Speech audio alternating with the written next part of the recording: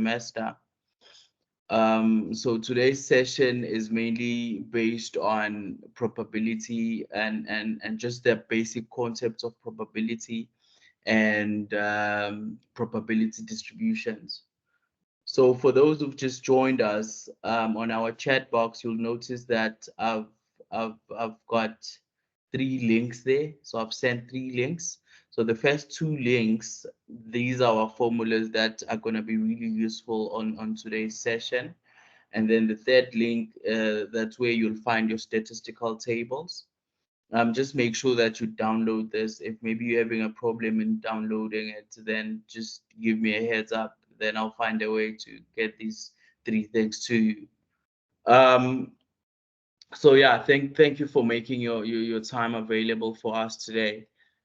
So without any waste of time, then let me just share my screen. Just give me a second. Yeah, so this is not really a lecture. So if ever maybe you have a question, you can always interject me and ask anything you'd want to ask, unmute or raise your hand. Then I'll point you out and give you a chance to ask or add any comment you'd want to add. Right. Otherwise, I hope we have a really fruitful session today. Let me just share my screen here. Okay. So I want to do this. Just move this here. Then.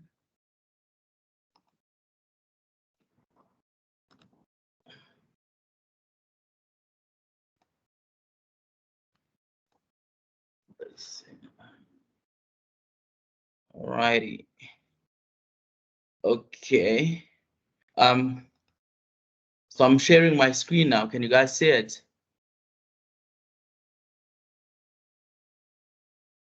Give me a thumbs up if you can. Yes, it's a. All right, cool, perfect. Yes, you can. All right, thank you. Okay. All right, thank you. So today's session is based on chapter 3, which is probability, which is a very interesting topic to talk about. Now, before I start in explaining what is probability and why is probability important, just to understand the concept of it, let me first give some sort of a background of in terms of what is probability, right? So to me, probability, I feel like it's a word that has been translated from probably, right? Because if you look at the word probably, it's some sort of give you some assurance of something being of occurrence or not, right? And that's some sort of the same outline on how we define probability. Okay. So when you think of probability, I want you to think of probably, right? So, and just full definition of what probability is then probability is the chance that something of interest will happen. Okay. Now, if you then talk of a chance, you talk of something which is constrained between 2 intervals, which those intervals are from 0 to 100%, right? So from 0% to 100%. Now the probability of then that chance is then defined as a number which is between 0 and 1, right?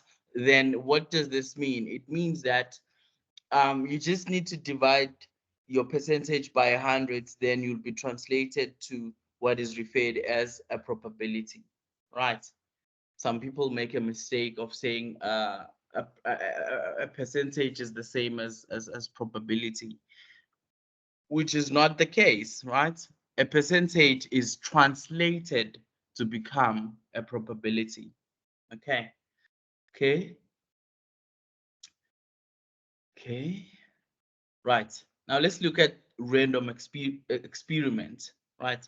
Now, what is a random experiment? A random experiment, this is when you have different outcomes from these different outcomes, for you to get them, you get them through the same or similar conditions, right? Now, these outcomes can be listed, and these outcomes, for these outcomes to occur, they depend on a chance, right? Now, the concept of chapter 3 is mainly based on discrete variables, right? Do you guys remember what's a discrete variables for those who attended last time? Who was here? Do you guys remember what a discrete variable is? Or anyone? Just give me a thumbs up if you do remember what a discrete variable is.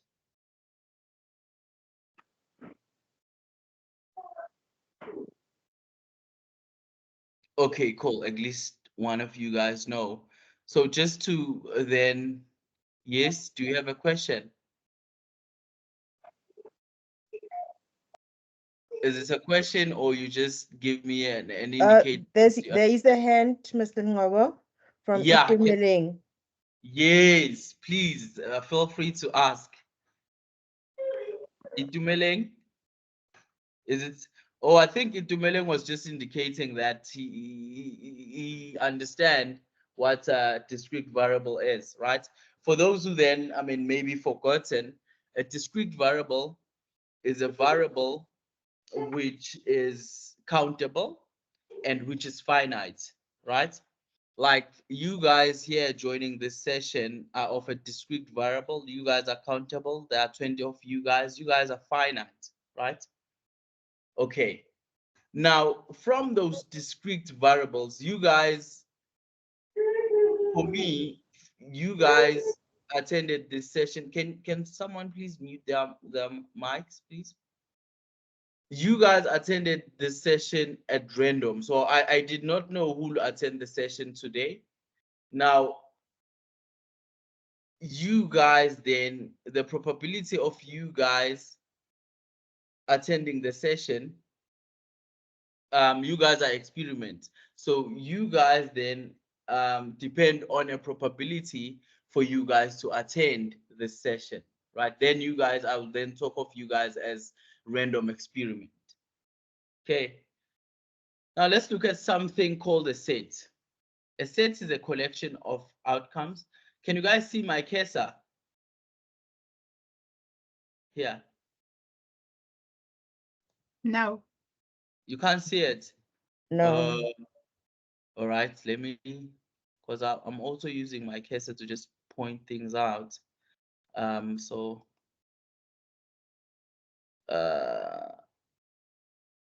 maybe entire screen.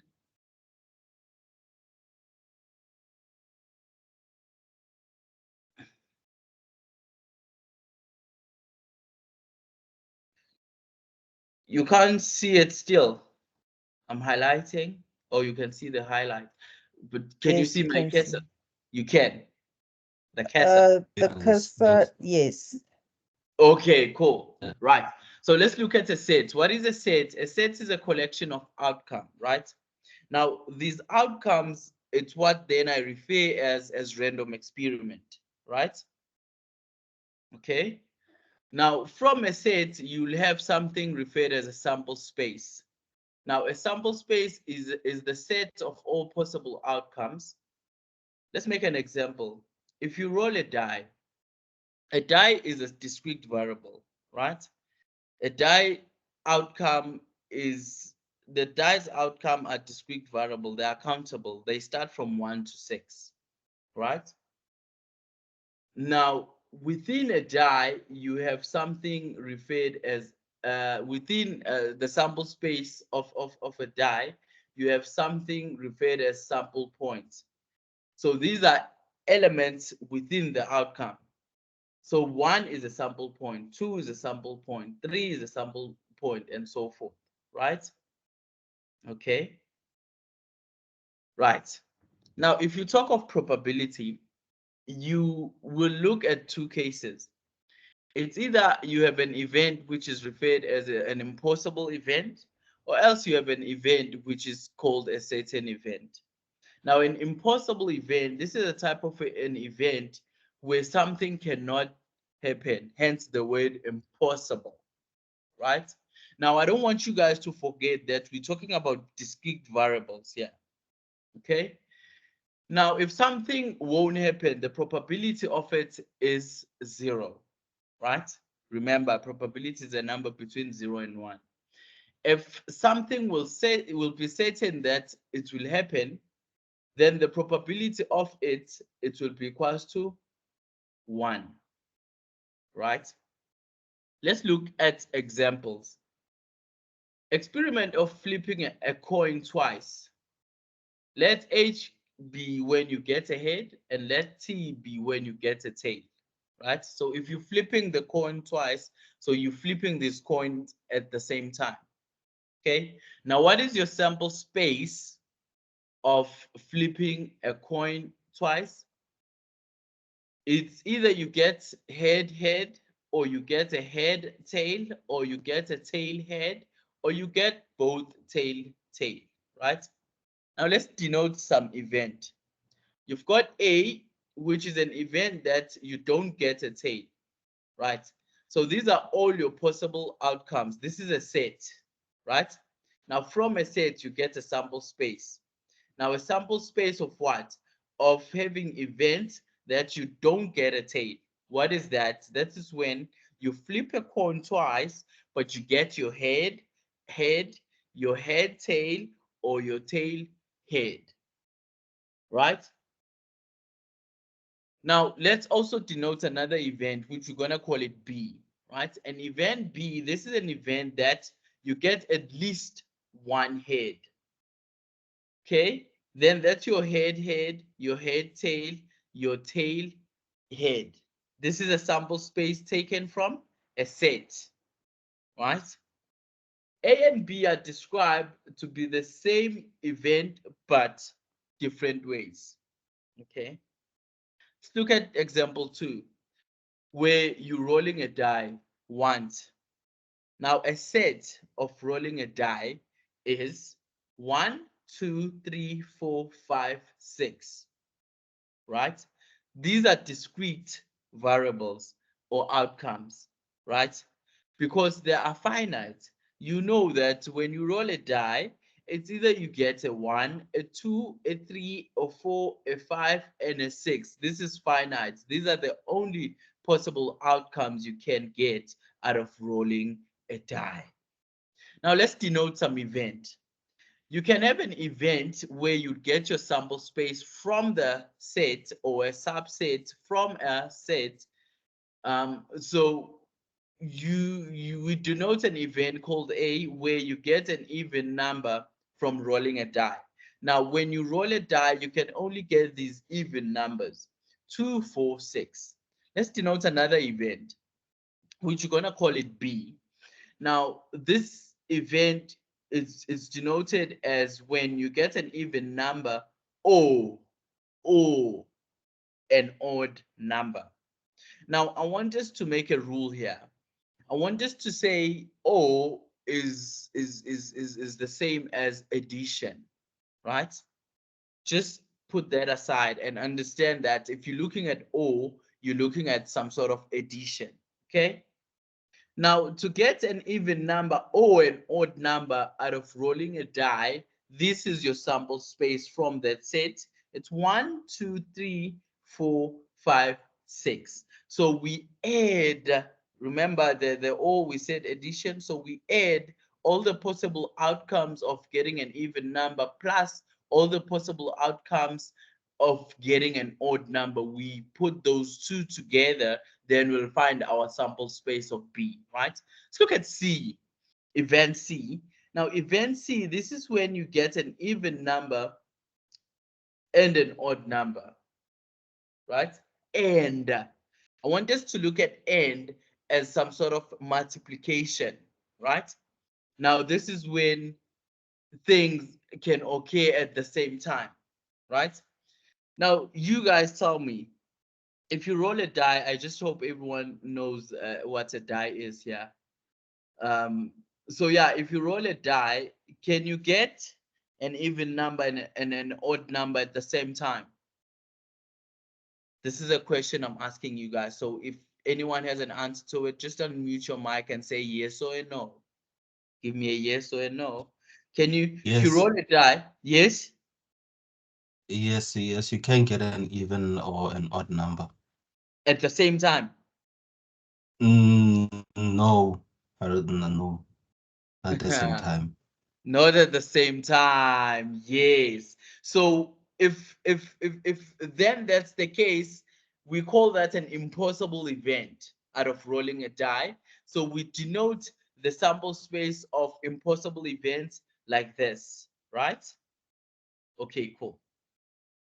So it's a no, my guy. Let me just try to enlarge this. Right.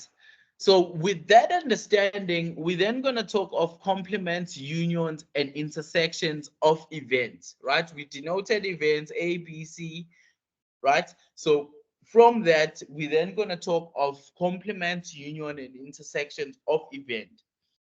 We've got something called a simple event, right? A simple event, this is just looking at one event from that A, B, C, right?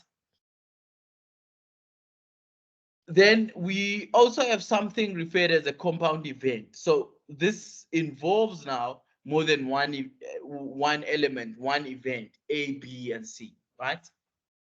Now, if you look at compound events, you will then talk of complements, union, and intersections, because now you're trying to put these events in one form. You kind of make these events communicate with each other. So for you to sort of achieve that, we'll then talk of complements from the event.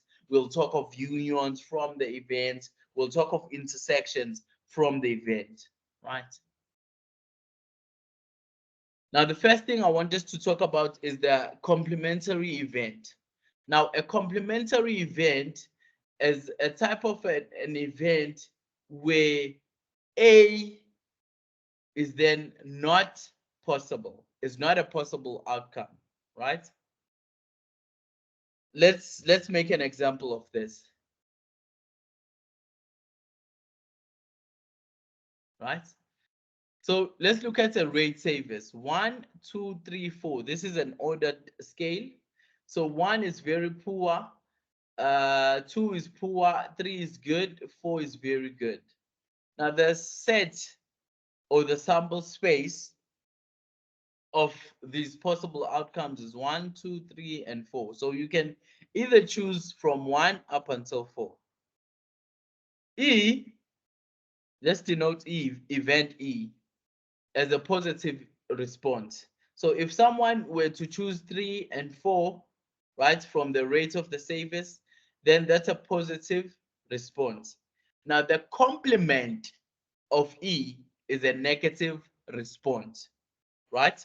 So everything that is not in E is referred as the complement of E, but it needs to be on the same sample space where E was subset from, right? Hopefully I'm making sense there.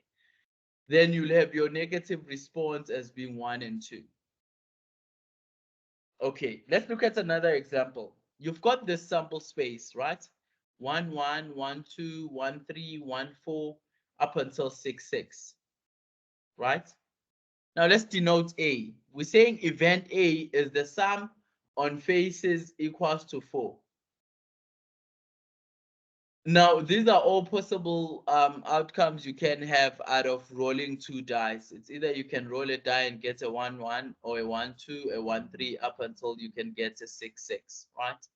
Now let's denote event A as being the sum on faces equals to 4. Now look at only outcomes where if you add the 2, you'll get 4, right? It's either it's 1, 3, it's 2, 2, or it's 3, 1.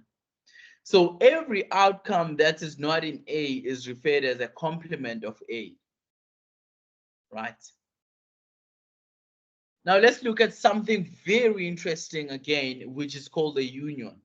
A union, these are events A and B where you sort of have you grouping event A and B, right? Or you grouping both these events, right? For instance, you remember when I said to you, look at O as an addition.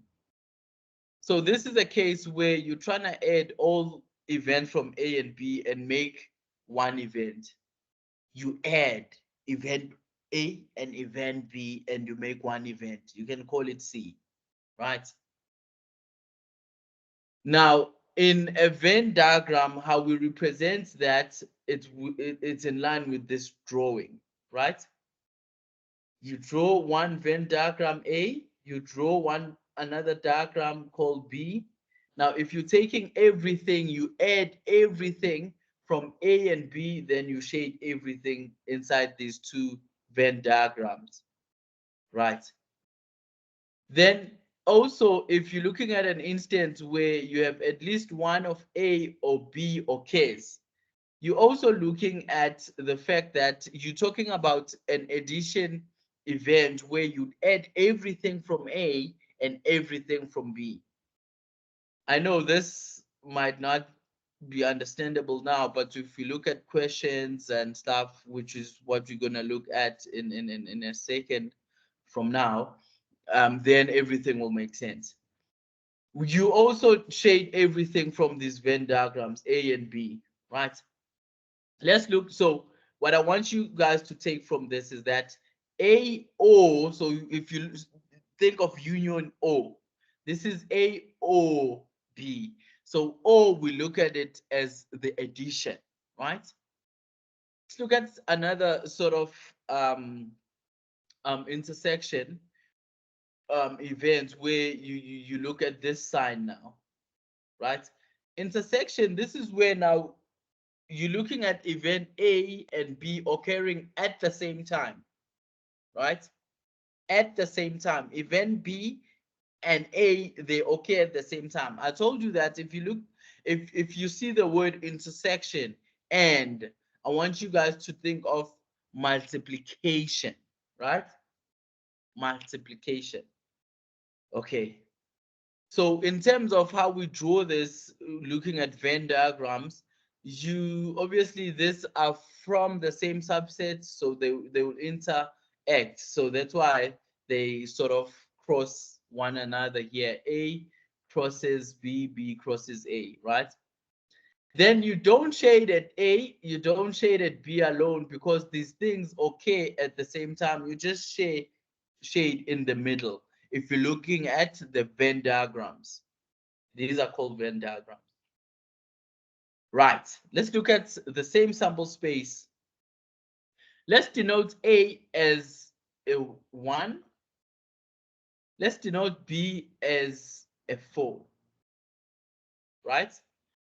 Now, let's create now an event where you have A union B. What did we say? O is you adding all these guys, right? So let's look at event A and B where you have 1 and 4. We're looking at those events. So if you look at those events, if you look here, you've got 1, or else you look at events where you've got 4. So if you look all the pink, this is where you have 1 or you have a 4. So all these events are of A union B. Right.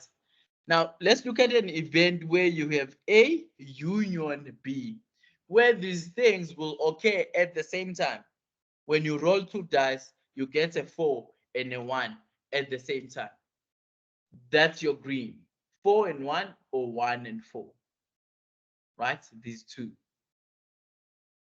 Okay.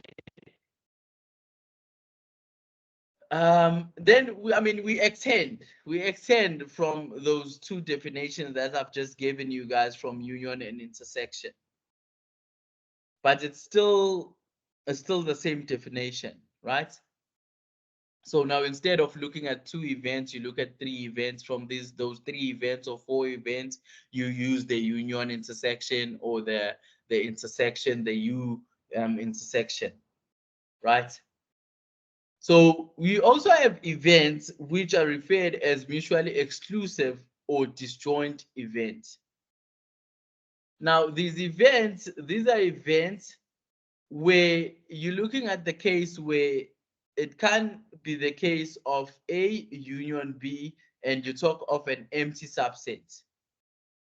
It has no common outcome. Let's look at an example of this. You've got an experiment where you guys write a test.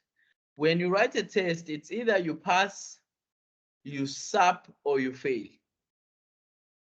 Can you have both? So let me ask you guys a question. Can you pass and have a sub and fail at the same time? Yes or no? No. So what does that mean, my guy? You have multiple outcomes here. These multiple outcomes because they can't occur at the same time. These outcomes are then referred as mutually exclusive events, or they are disjoint events because they can't occur at the same time. Right. Let's denote an event pass and an event sub. Like you said, you can't have a pass and a sub at the same time. It's either you get one of the two. Let's look at another example where you're given a sample set, a sample space, right? A set, a subset, right? Where you have 0 up until 8.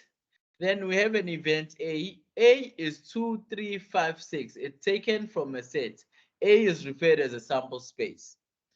You've got B, which is taken from a set 0, 2, 4, 6, 8. You've got C, which is taken from the same set, which is 3, 6, 7.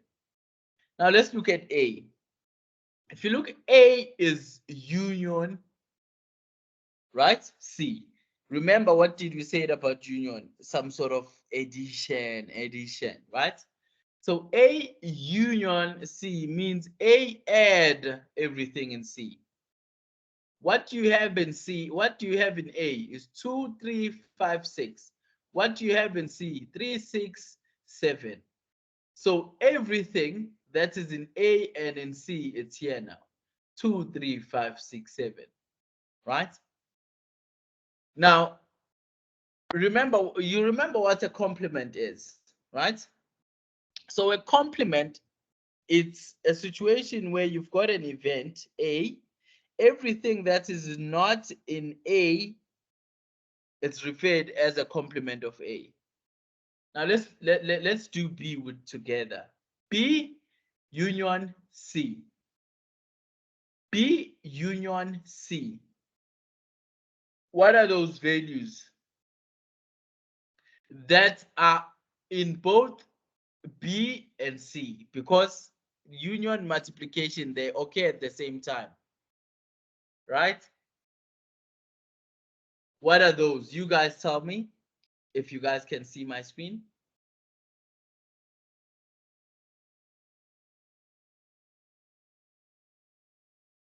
Just unmute if you know the answer, then you tell me all the values that are in B and C. 0, 2, 3, 4, 5, 6, 7, 8. Yes. Then everything that is not here, but is in B or C, it's referred as a complement of B and C. Right? Okay. So we look at now C. You've got A union C. Look at A and C. If you look at A and C, you've got 3, right? You've got 3 Okay, firstly, let me go back here. I think here there's some sort of misunderstanding here. B union C. B union C. Who answered this question? I want to know your name. Tulani, is it you? Okay. Whoever answered this question, I want to make some clarity of something here. Look at events that are both in B and C. What are those events? It's 6, right? Every event now will be a complement of B and C, which is gonna be your 0 to 8, right? Now let's look at C. Let's look at C here. C, A union C. Everything that occurs in A and C at the same time. So event that are in A and C, it's 3 and because 3 is here is in A and in C. You also have 6, which is A, which is in A and C, right? 3 and 6. Union means addition. You've got B complement. Let's look at B. What are numbers that are not in B but are in the subset, the whole set, right? It's 1, 3, 5, 7. Now, the union of A intersect C union complement B is 1, 3, 5, 6, 7. Are you guys still following? Give me a thumbs up if you do. Perfect. Thank you. Can I have more of those just to make sure that we're on the same page? If you don't understand me, give me what? What can you give me? Give me a heart. If you don't understand me, give me a heart. Just to make sure that, because for me, it's really not about rushing through the session. It's about making sure that you guys understand each and everything I'm talking about here. Okay. Right. So, okay, so I got 2 thumbs up. So I'm guessing everyone else then understand. Okay. So let's look at D. Complement of A intersect complement of C. So for you to understand this, you need to find first the complement of A, the complement of C. What does complement of A mean? It means that every outcome that is not in A but in the subset, the whole set. That is your 0, 1, 4, 7, and 8. If you look at C, that is in everything that is not in C but in the whole set is 0, 1, 2, 4, 5, and 8. Now the intersection between these two guys, so everything that's okay at the same time between not at A and not at C, it's 0 is here, 0 is here. 1 is here, 1 is here. 4 is here, 4 is here. So that's why you have 0, 1, 4, and 8. All right. Let's just go into details now with the definition of probability. I hope you guys are still following. I'm really trying to go as slowly as I can here. Now, probability is the event that A will occur. Now, the probability definition in terms of formulation is the sample of the number of ways that A can occur, those outcomes, divide by the total, which is the population. So those are the number of possible outcomes for the experiment of A, of A to occur, right? So that's the sample set. Let's look at an example. Suppose we have the following sample space: 3, 6, 9, 18, and 23. Let's denote E. E is to get an even number out of this sample space, 6 and 18. 6 and 18 are the only possible even numbers that you can have out of this sample space. What is the probability of getting E out of this sample space? Is 2 divided by 5. Where did we find 2? These are all the possible outcomes of even numbers from this sample space, 2. Now, how many outcomes do you have on your sample space? 1, 2, 3, 4, 5. Then you have your 5. Then your probability on getting event E from the sample space is 0.4, right? Let's look at example 2. Flip a coin twice. If you flip a coin twice, I mean, we all know that it's either you get a head, tail, a tail, head, or a tail, tail, right? Now let's denote an event. B, get more than one head, right? To get more than one head, it's only this event that's where that is possible, where you get a head. Now the probability of getting B, which is getting a head from this sample space of just flipping a coin, it's 1/4. Why 4? There's only one possible outcomes that can occur, and you have 4 possible outcomes from that whole sample space. So the probability of that is 0.25. Let's look at another example. We ask students what transport they use to get to campus. Now, students then said some of them, they use a car, a bus, a plane, a taxi, a boat, or on foot, right? Now, let's note an event C, which is going to campus by a plane or a boat. What is O? You add. I want to see both these events in one event space, plane or a boat. Now, oh my goodness. All right. Now, the probability of getting C is what? Is 2. These are the possible events that can occur. All possible outcomes 1, 2, 3, 4, 5, 6, 6, which is 0.33, right? Is this realistic? No. Why is it not realistic? Because the assumption is that all outcomes are equally likely, right? The assumption is that for students to use a car, a bus, a plane, these are all sort of likely possible outcomes.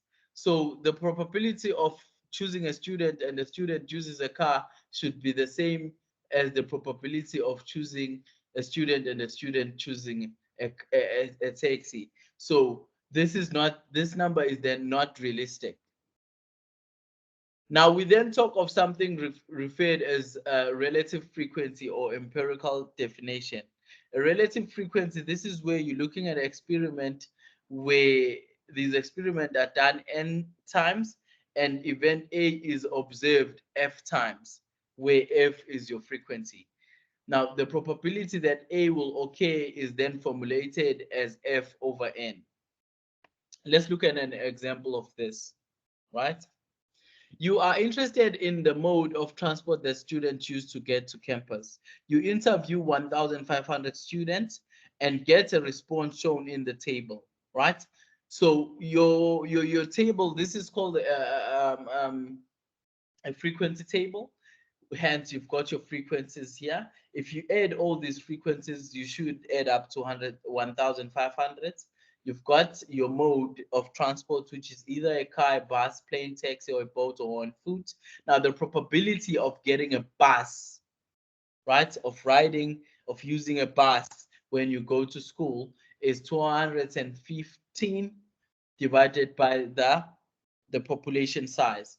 Where did we get this 215? Those are the frequency. These are the number of students who answered from the 1,500 who answered that they use a bus to get to school. So the probability is now 0.14. Right? Let's look at a union now out of this frequency table. What is the probability of a student using a bus or on foot? Remember, or what is or? Addition. You add all the frequency of the students using a bus and on foot. On foot, where is on foot? 403. So divided by the total, the population of all the students that you've interviewed. Now the probability of that is 0.412, right? Now let's look at a situation where now you're not by bus.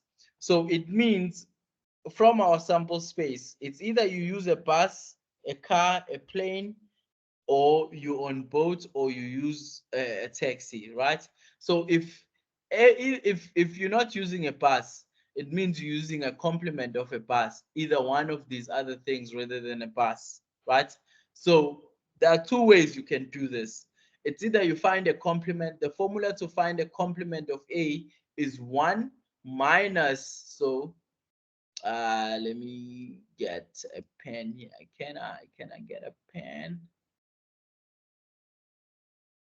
A draw, right? So the probability, the complement of A is equals to 1 minus probability of A, right? Now, to answer this, you can do this two ways. It's either you just say 1 minus the probability of using a bus, which is 215, divided by what? 1,500, which you'll get 0.86. Or else you add all the probability of this guy, plus this guy, plus this guy, and this guy. Then you should get the same answer, because not using a bus is a complement of it's using either mode of transport. Okay. Right. Thank you. Now, there are two types of probability. It's either you'll have a probability which is marginal, where you talk of those multiple events like I've explained, or you talk of a joint where you're just looking at one event. I want to highlight something which will be very helpful here. So we're looking at now marginal probabilities, right? Now a marginal probability or sort of joint events, this is how you see it. It's when you're given these numbers or this table which have multiple events in it, right? So you're given these events in some sort of a table. Like for instance here, you're given this table. This table, you're being told that the majors of 3,000 male and female students enrolled at the University of Oklahoma Health Science Center. Now, you have a male student which is referred as someone who took nursing majors. You also have a female student, which is the complement of a male, because if you're not a male, you are a female, right? So it's a complement. You also have a complement of nursing majors, where you're looking at people who did not take nursing majors, then are referred as a complement of, then non-nursing majors are referred as a complement of nursing majors. You have these numbers: 65, 571, 971, 1,393. Now, what I want you to do for me is to get the totals here, get the totals here, and get the totals here. So you add 65 plus 571, you add 971 plus 1,393, right? Then you'll have something here referred as a grand total, right? So do that real quickly. So if you add 65 plus 971, you get 1,036, right? If you add 571 plus 1,393, you get 1,964, right? remember, if ever you're given a table like this, you need to understand these are mutually exclusive events. Okay. If you add, so let me just denote that mutually exclusive events. Okay. So they are disjoint. So then if you add 65 plus 571, you get 636. If you add 971 plus 1393, you get 2364. Right? If you add these two, you should get your grand total, which is 3,000, the whole population. Okay. Now let's look at a situation where you are a male and a nursing major. Two events, joint probability. Let's go back here. You are a male and you are taking your major nursing majors. So that's your 65 divided by 3,000, right? If we're looking at a case where you're nursing major and you are a female, so you're not a male, you are a complement of a male, you are a female, right? You take that 571, you divide it by the grand total. Remember, the population definition, the probability definition is the sample that something of interest will occur divided by the whole population, right? Let's look now at an event where we're looking at being selected from the population of 10,000 and you are a male. This is where you take the population, the sample space of 1036 and you divide by the whole population. Then if you look at a probability of being a non-nursing major, so that's a complement of not taking nursing majors. You look at the whole population, which is this one, 2,364, right, divided by the whole population. Then you'll find the probability of being selected from the population of 3,000 and you not taking nursing majors. The table can also be written in terms of probability. This is how you write that. Now the probability should add up to 1. Because why? It's because you have the students which are 3,000. An event will occur. So if we select a student, it's either the student will be a male or a female, and also the student, it's either the student will be taking a majors in nursing or they will not be taking majors in nursing. Hence, the probability will add up to 1. Remember, if the probability is equal to 1, it means that an event will showcase okay, right? Okay, like I told you guys, you have a classic definition of probability, which is n, your sample divided by the whole population. You also have your empirical definition where you're now looking at your frequencies, where it's just the probability of finding your event A is just the frequency divided by your sample, right? Okay.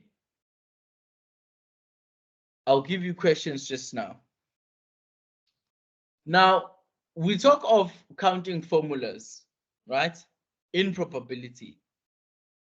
Let's look at experiment 1, which can be done in n1 ways. Let's look at an experiment 2, which can be done in n2 ways. We have something known as an additional rule. We also have something referred as a multiplication rule. You remember the O and the addition. Please don't forget that. You remember the union and the addition. Please don't forget that. You remember the multiplication and that intersection rule. Please don't forget that. The and. Don't forget that. If you talk of and, multiplication rule, right? Now, either can be done in So additional rule definition is, by definition is, it's either an event can be done in n1 ways or plus n2 ways. If you look at multiplication rule, this is where your two event can be done at the same time. I want us to look at the examples. You have 3 pairs of shoes and 2 pairs of boots. How many outfits can you make using these footwears? Now, before you answer this, can you wear your boot and your other 3 pairs of shoes at the same time? Yes or no?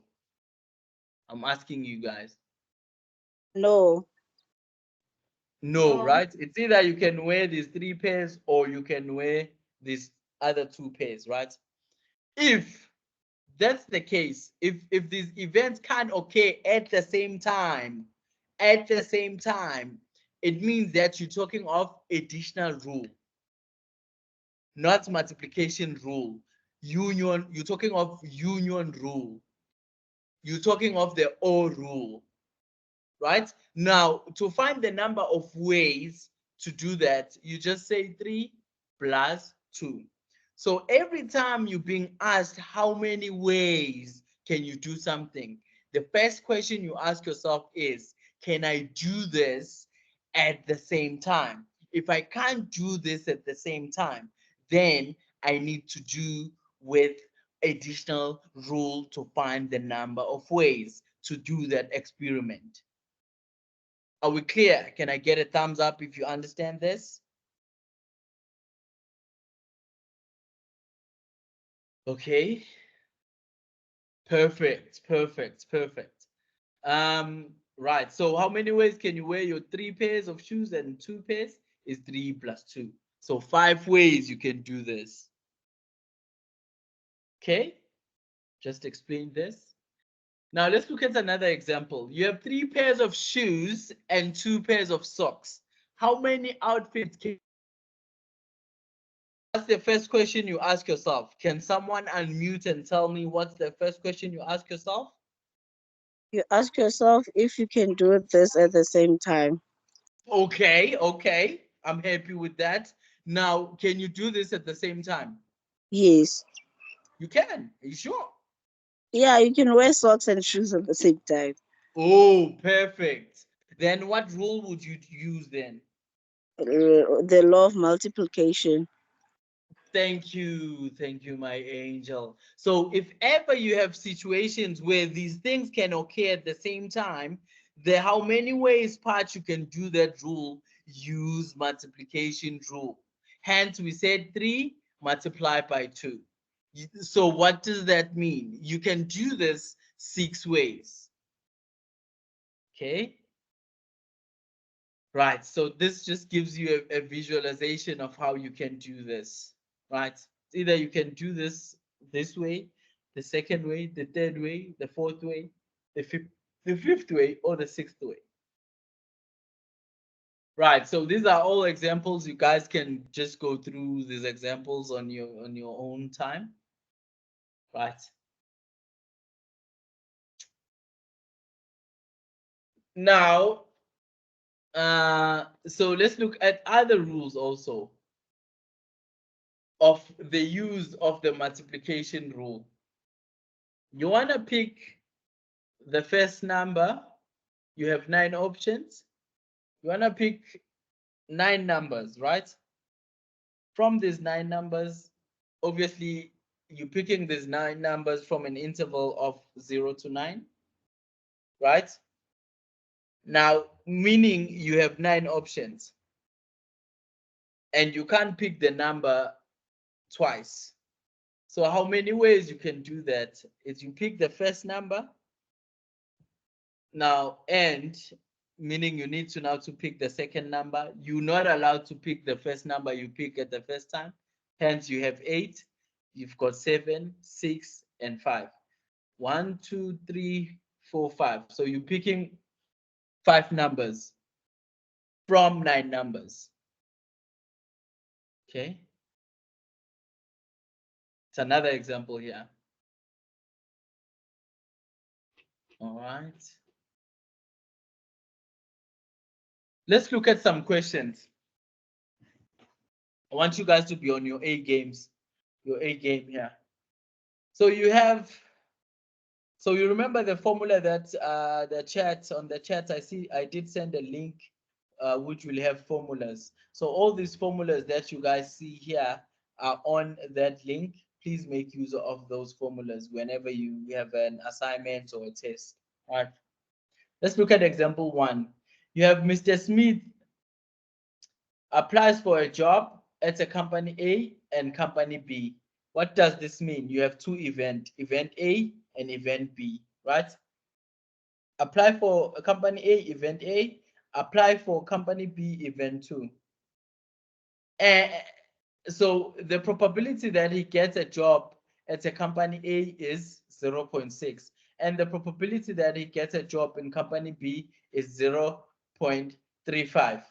There is 16% chance that he will be offered a job at both companies, right? Now, let's denote these things. The probability of getting A is 0.6. The probability of getting a job in B is 0.35. Now, the probability in getting a job in A and in both. So because I saw the word both, it means that these things can occur at the same time. So that's why I use intersection, A and B, both. So they can occur at the same time. Then it's 0.16. Now, what is the probability that he gets a job at least one of the company? You remember there was in union definition that I shared with you guys. If you see the word at least, it means that it's either you get the job in A or you get the job in B. Hence, A union B. Are you guys with me? Give me a thumbs up. Now, the reason I use union is because of this at least, right?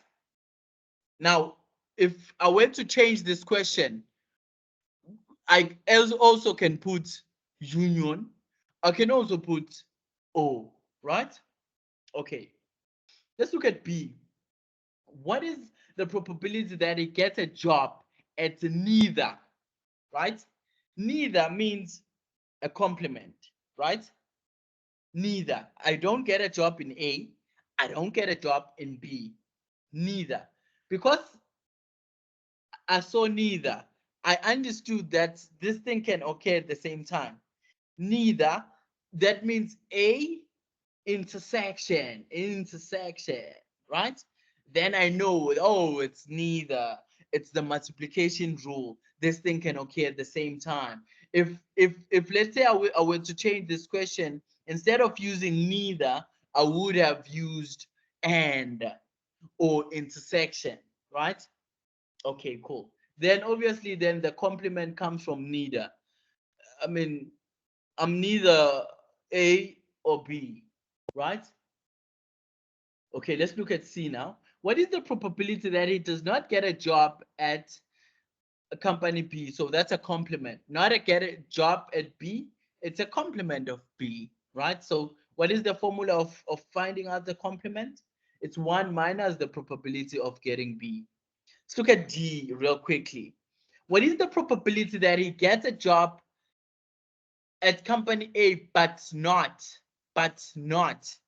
Now, for the fact that I have but not, I understand this is an intersection. It's either I get a job in A, but I'm not, right? I'm not going to get a job in B, right? The but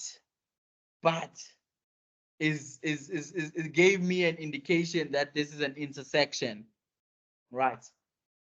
What I'm interested in you guys getting out of this is which ways do I look, then decide whether it is a union or an intersection, right? Okay, so I'm guessing then this is now I do all the calculations for you guys from these questions. So you just go through that on your own spare time. Okay. All right. Now let's look at this last thing, then we take a break. We also have something referred as conditional probability. Now, this is a type of probability that is so much in reference on conditions, right? How you denote these conditional probability is this is how you formulate them. So A given B. So this line means given. This line means known.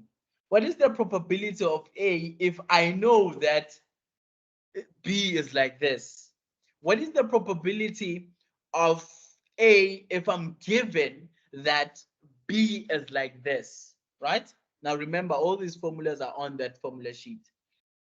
Now the probability of A given B is the intersection of probability of A intersects B over the probability of this guy, which is the probability of B, right? I mean, similarly, this is the same as probability of B given A. So whatever is given comes in the denominator, then it's just the intersection of the two guys on top. Now, in true sense of mathematics, probability of B or probability of A should always be equal to 0 because you can never divide by 0. Let's look at this nice example here. The table below shows the 300 employees of a small manufacturing company across classified on the basis of age and a work category, right? You have production, sales, office. You've got guys who are under 25. You also have, these are employees, right? Who are between 25 and 40. You have also have those who are over 40. Right. So what's the first thing you do if ever you're given this table and you look at probability? The first thing you do is what? You guys tell me. Unmute and tell me, please. You get totals, right? So you get the total of production, you get the totals of sale, you get the totals of office, you get the totals of under 25, you get the totals. So you get totals and the grand total. Sum the rows and columns to calculate marginal probability. That's the first thing you do every time. Okay. Now, if a production worker is selected, what is the probability that he or she is under 25? Right?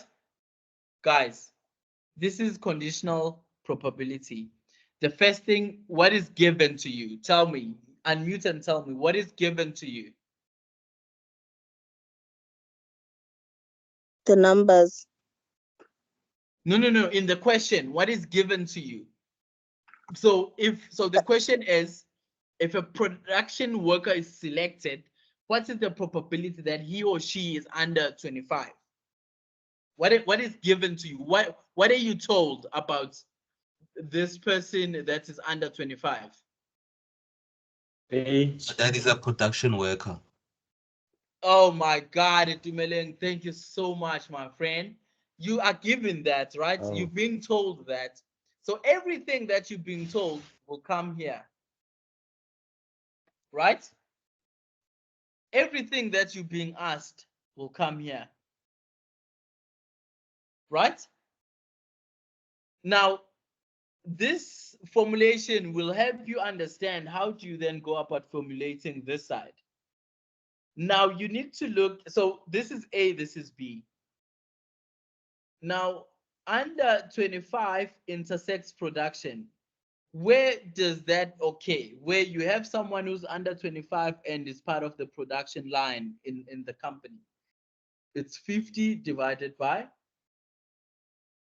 the grand total. Remember, you divide by the whole population if you're looking at the probability. So that is 50 divided by 300. Now let's look at the situation. Remember, we said everything that is here needs to come here.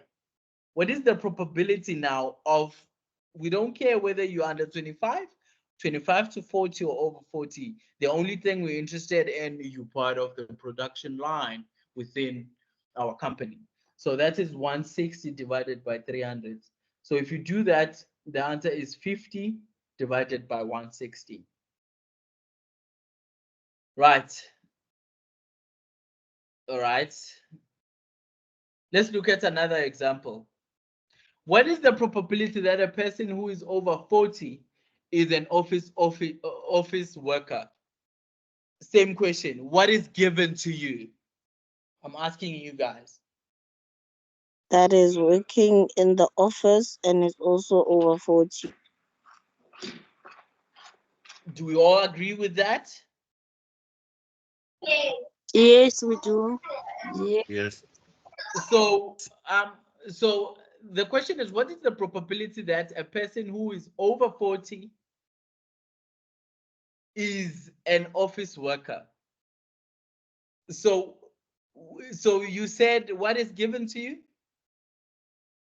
Kutlwano, what did you say? What is given to you?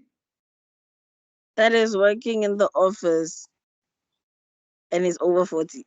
No, that's a question, Kutlwano. Oh, the What is given to you, my sweet angel, is that this person is over 40. I want you to find what is the probability that this person is then an office worker. Right? This is what I want you to find. So I'm giving you that this person, I know that this person is over 40. Yes, question. I love questions. Please ask me. Unmute and ask. I think the answer is 10. Why is it 10?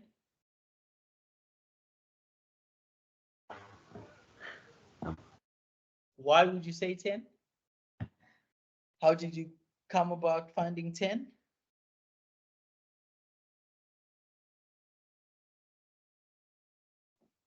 Now the answer can't be 10 because obviously if you're looking at the probability in the first place, it's a number between 0 and 1. So it needs to be a number between 0 and 1. That's the answer. That's the first thing you need to understand. Now the second thing I'd want to find out from you, why are you choosing 10? You're choosing 10 as in the number of people who are at the office and at the same time are over 40, right? Now, I mean, I get that. So that's the intersection. Now, what I want us to formulate is this first, because you can't get here without understanding this. Now, I'm giving you are given that this person is over 40. Now, the probability now that this person works at the office, this is how you formulate it. You write, you say office intersection over 40. So you work in the office and you're over 40. That is 10 divided by 300, which is the grand total. Then over the fact that you're just over 40, we don't care which department you're working on.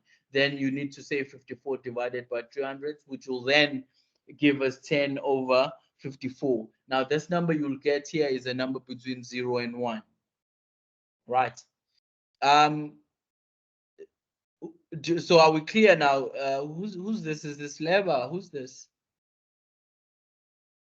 Do you understand how we come about finding out the answer? Give me a thumbs up if you do understand.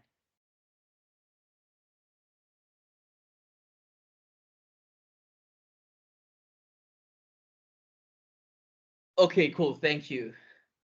All right. So alternative methods are there. Let's look at this one now. Kutlwano, I want you to help me with this one. If a person is randomly chosen out of the 300 employees we have in this company, if a person is randomly selected, what is the probability that they are at least 25 years old if it is known that they work in sales? What is known, Kutlwano? Okay, what is known here is that they're the sales worker. And then Good. the question is What is the question? the question is that they are 25 years old. At least. Oh, Kutlwano, if at someone least. comes to you and say, can you borrow me at least 10 rand? What do they mean? How much would you give them? I'll give them 10 rand. Can you borrow me at least 10 rand? How much can That's the how much can you give them? 10 rand because it's the least that I have. At least, so you're only gonna give them 10 rand. Yes. Okay. Itumeleng. Yeah. Itumeleng. Yes, If I say to you, can you borrow me at least 10 rand? How much would you give me? I'd give it. How much? Give you How 10 much rand can if I you have give? 10 rand. I mean, that's what you're asking. If you're asking for 10 rand, I'd give you 10 rand, I think. Can you borrow me? Can you give me at least 10 rand? I've got someone's hands up here. At least, oh, Can you hear me? Hello. Hello, yeah, talk to me. I will give you at least 9 at rand. least that means you're saying that I'm going to So so if okay, more. so I'm sure, I mean, we all go to the bank, we've got banks. Whose hand? I have 3 hands. Yeah, please. Ngcobo will go first, and then Rico will Okay. go second, yes. All right. And then Matapelo will go last. Okay, unmute and ask then, or make a comment. Can you borrow me So- at least 10 rand? How much are you giving me? So I think when you say at least 10 rand, you mean the minimum should be 10 rand. So it means I'll give you 10 rand or more. Okay, okay. What's your name? Who's that? Who's that? Ngcobo. Oh, okay, okay. All right, Tepo. Then who else wanna try this one? Can you borrow me at least 10 rand? Matapelo. Matsapelo, let's go. Hi, can you hear me? Loud and clear. All right. At least I think I'll agree with her because it's the minimum of what you want me to give you. So it's gonna be So- 10 rand or more. So you're saying you can't give me 20 rand? Sorry? So you can't give me 20 rand, that's what you're saying? Yes, I'll give you nothing less than 10 rand. Perfect. Okay. Leba, what do you have to say? You can, once you've answered, please lower your hand, please. Yeah, someone else? Who's next? Leba. Liba, yes. Can you borrow me at least 10 rand?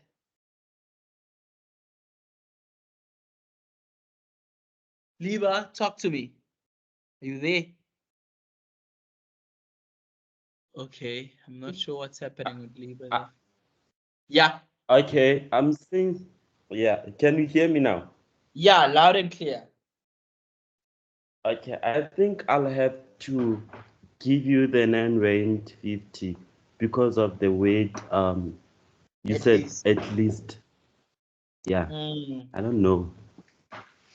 All right. Okay. I mean, you'll know just now. Who else? Who else? Who else do we have? Ngirico.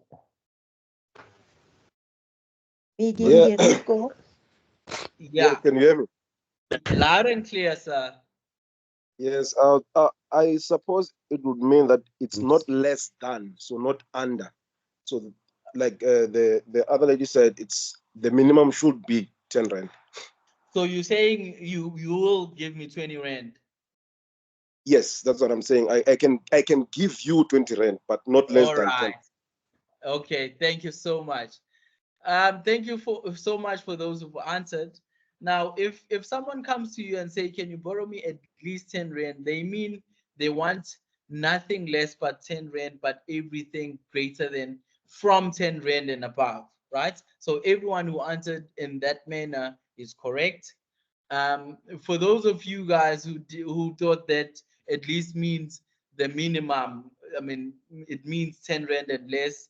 That's not how the word at least is being defined, especially in statistics. I think in math in general.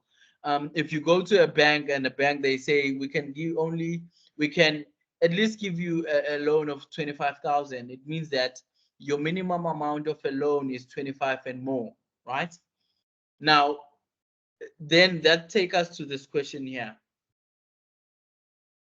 You being told that a person work in sale, that is known. Everything that is known, everything that is given is comes this side, right? Everything that comes this side goes here, right? At least 25. It means that you are 25 and older. Hence, we're adding 25, 24 here, and 4, right? So the probability of someone being at least 25 and also in sales is the addition of 24. These are people that are over 25 to 40, hence at least 25, greater than 10 Rand, right? 24 plus 4 divided by the grand total. Then this will be 28 divided by 30. So these are other alternative. Okay. So let's look at this last example, then we take a break. Yeah, just this last one. All right. The probability that a 30-year-old man likes rock music is 0.47, and the probability that he likes rap music is 0.56. The probability that he likes both rock and rap music is 0.21. What is the probability that he likes rap given that he likes rock? So yeah, you guys just do this example, then after the break we'll do it together, right? So we'll take a 10-minute break. Is that fine? Millicent, is that okay? Yes, sir, it is okay. Yeah, guys, we've had we've had a lot to grasp, and it's just an hour, so I'm giving you guys a break to go grab water, some snacks, and whatever you want to do. Then come back after 10 minutes. So a session will then resume in 10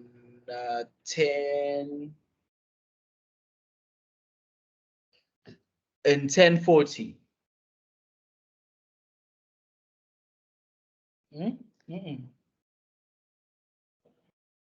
10:40 is a bit too much. In 10:28, sorry. Yes, sir. Yeah. Thank you. Thank you. But if anyone has questions before we start our next session, which will be based on chapter 4, you can just ask now.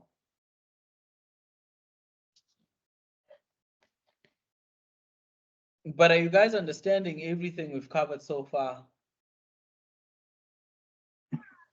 Now, in my case is that I joined 30 minutes late. So on this or on other ones, I could see and understand, like the sum and the multiplication, I'm sorted.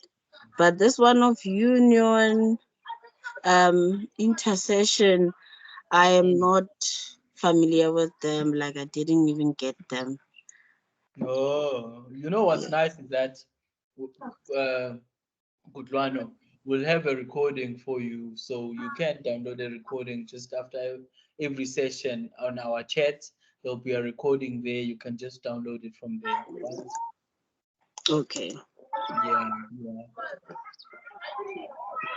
So that part, but you understand everything we've covered since you've joined in the 30 minutes you've joined. Yeah, since I've joined, I've understood multiplication and addition, and also seeing how to answer. And was the first question I asked myself. Yes. But with that, like for now, I don't understand if you say A union B. I'm not All sure right. if it's addition or Yeah. multiplication. Okay, cool. Let me just give you a tip or a link on these two things. You understand multiplication. This is where you're looking at events that can occur at the same time, right? Mm. Okay, cool. Then if you're looking at additional rule, these are situations where these events can occur at the same time. Yes. Do you remember the shoe example? Yes. Okay, cool. Now, here in this question here, the probability that a 30-year-old man likes rock music is this. The probability that he likes rap music is this. The probability that he likes both. You see the word both? Mm. You see the word rock and rap and the word and? Mm-hmm. The and, it means that things can happen at the same time, Mm. right? So Mm-hmm. if things can happen on the same time, that means intersection. It's the U that is facing down, Mm.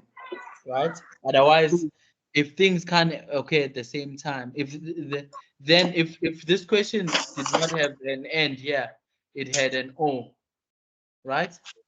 It will Mm-hmm. mean that this guy likes rock or rap music is 0.2. Then you will say the probability of A union, so the U that is upward, B is equals to 0.21. You get it? Mm-hmm. Mm. Because so you need to understand the words that we use in stats. If we use and in the back of our minds, we're looking at multiplication rule. These things can occur at the same time. If we use both, the neither, multiplication rule, the union that is facing downwards. If we use or, if we use at least, union, right? U Mm. that is facing upwards. Okay. Okay. Yes. Yeah, that's just a tip. But for you to understand these things, like, you need to do more questions, learn to understand how we ask questions, how we answer questions, right? So you need to do more questions, um then you'll be fine. Okay. Okay, any more questions? No, for now, no, I don't have. For now, no. Yeah, okay, thank you.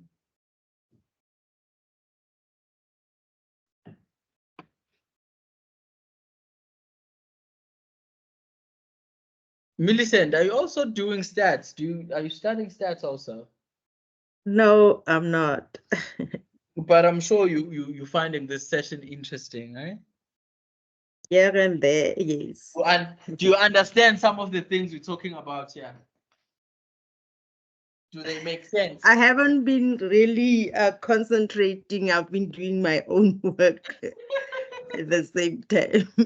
Yeah, but I mean, if you find time also, because I would want to understand your also feedback to, I mean, to some of the sessions where we can improve.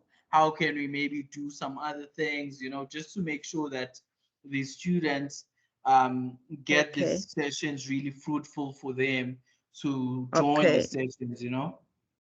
Yes. Yeah, yeah, yeah. Okay, Mr. Ngcobo. Okay, thank you. Mr. Ngcobo, Yes. can I ask that you know that the session is 2 hours, say? Yeah. And you've already given 10-minute break. Yeah. Can I request that the session be at least up until say 11:15 at least, or 11:20? As long as everyone is still willing to listen, Millicent, the session can go up until 12 in at night.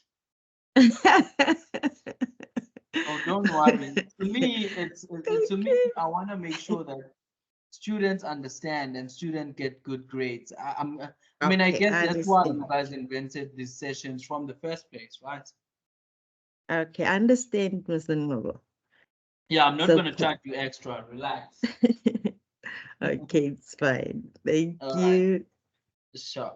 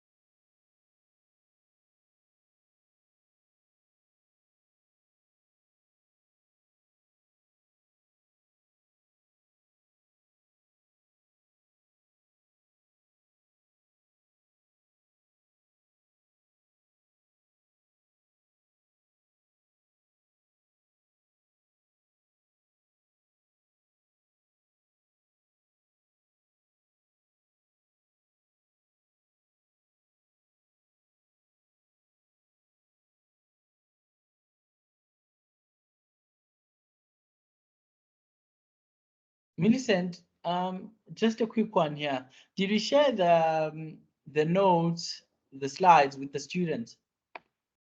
The links. Oh, okay. Yes, I did. Okay, perfect. Yeah.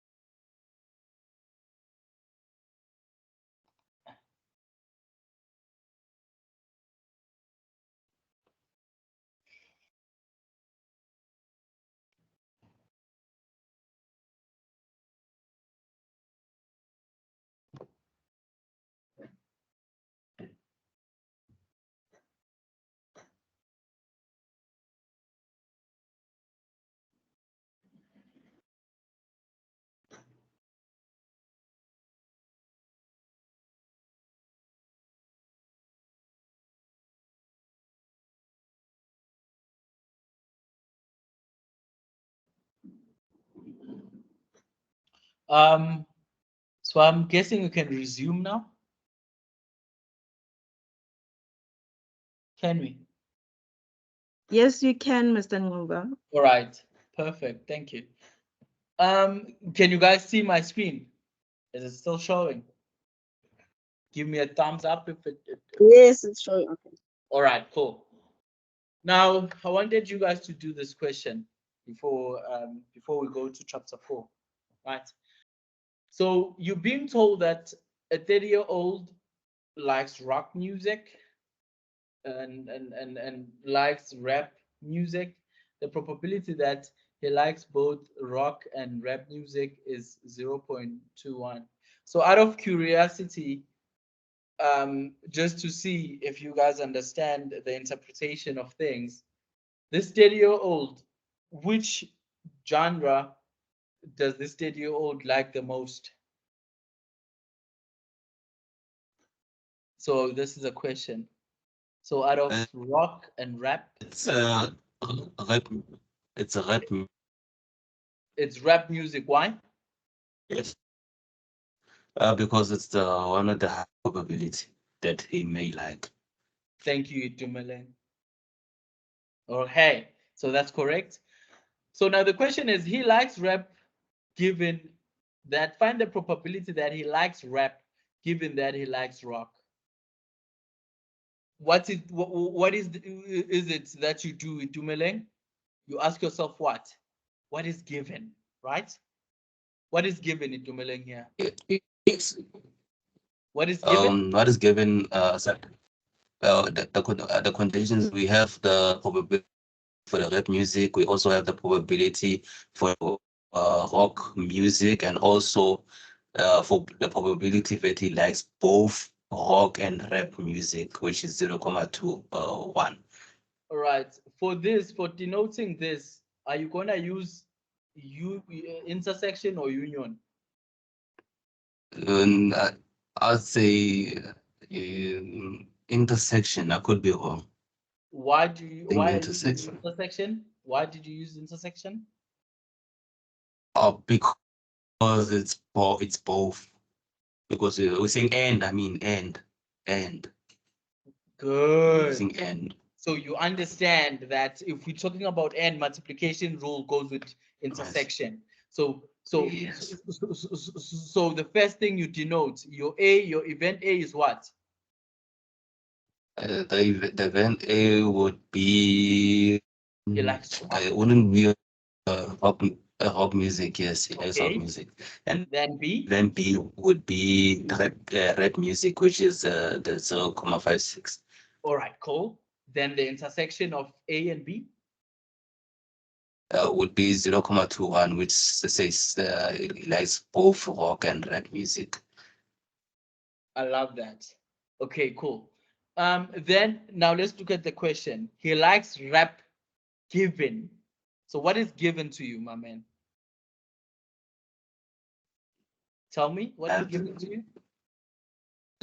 What is given is he likes rap, so we have the Stop value, the there, stop probability there. for rap. Yes, given.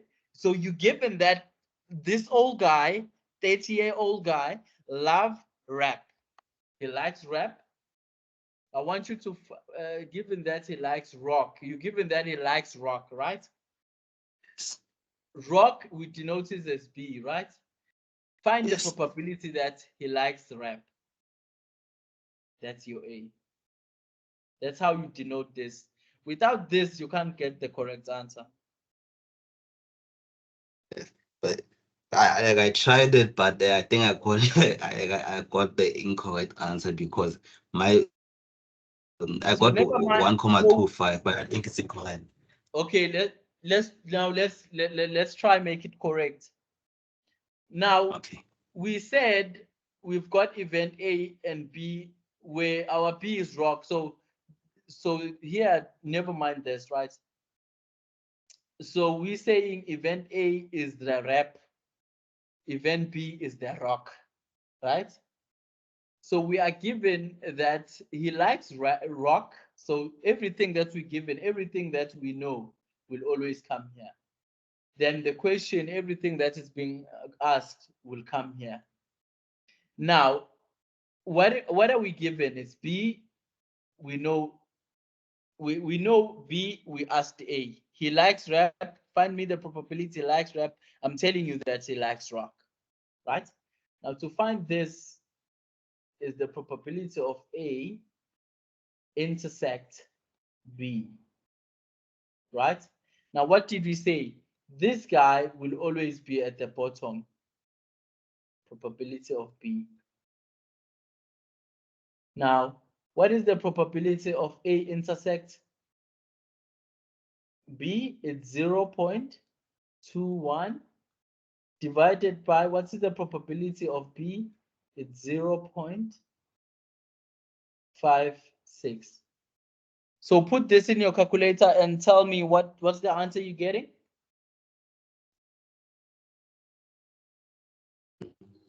It's 0,375. 0.375. But to the nearest 2 decimal points, it's the 38 then. 0,38. Yes, good. So you did not find this answer? I found that answer. I just rounded it off. I'm rounding it off to the nearest 2 decimal points. Oh. So this answer is correct then, right? He likes rock given that he does not like rap. Now he likes rock. Find me the probability he likes rock given he does not like rap. Then what does it mean, guys? If you does not like rap, what does that mean? Is the complement of rap, right? That's given to you. Does not like rap. The probability that he likes rock is what? You said your rock is B, right? Now to find this, it's the probability of B intersect not A divided by probability of A, right? So do this in your spare time and see if you are able to find the correct answer. Okay. Now let's look at chapter 4. No, I don't want to save this. Now in statistics, so in statistics, there are words that we use, right? Like I've mentioned, you've got words, your and, your all these words. Now, before we start chapter 4, I mainly want us to focus on these ones that I've listed down for you here, right? If someone says to you, can you borrow me at least 6 rand? Though these people mean they want you to borrow them 6 rand and above. So you talk of greater or equals to, right? Let me get a draw. So we talk of greater or equals to. If a person says, can you borrow me more than 10 rand? What do they mean? They mean that borrow me 11 rand, 12 rand. I don't want 10 rand. I want more than 10 rand. So we talk of greater than. If a person comes to you and say not less than 6 rand, can you borrow me not less than 6 rand? This person means that borrow me 6 rand and above. So greater or equals to. Not more than 6 rand. Greater from 6 rand and above. At most, can you borrow me at most 10 rand? This person means that they want you to borrow them any amount from 10 rand and less. The maximum amount you can give them is 10 rand, at most 10 rand. Can you borrow me less than 10 rand? It's just less than. So 10 rand is not included. No more than 10 rand. This person means borrow me anything which is less than or equals to 10 rand, right? Between 10 rand and can you borrow me between 10 rand and 20 rand? I'm not including 10 rand and 20 rand. I want anything in between, right? So you'll have a situation where you've got 6 rand, X is greater than 6 but less than 10, right? Yeah, so also I have situations where from, can you borrow me from 10 rand to 20 rand? So this is also an in between situation. So I want you to include the 10 rand and the 20 rand. X is greater or equals to 6 but less than or equals to 10. Right. So for you to be able to read this thing, you are in between. You say greater than, this is less than. X is greater or equals to 6 but less than or equals to 10. X is greater than or equals to 6 but less than or equals to 10. Right? Are we clear on this? Give me a thumbs up if we are.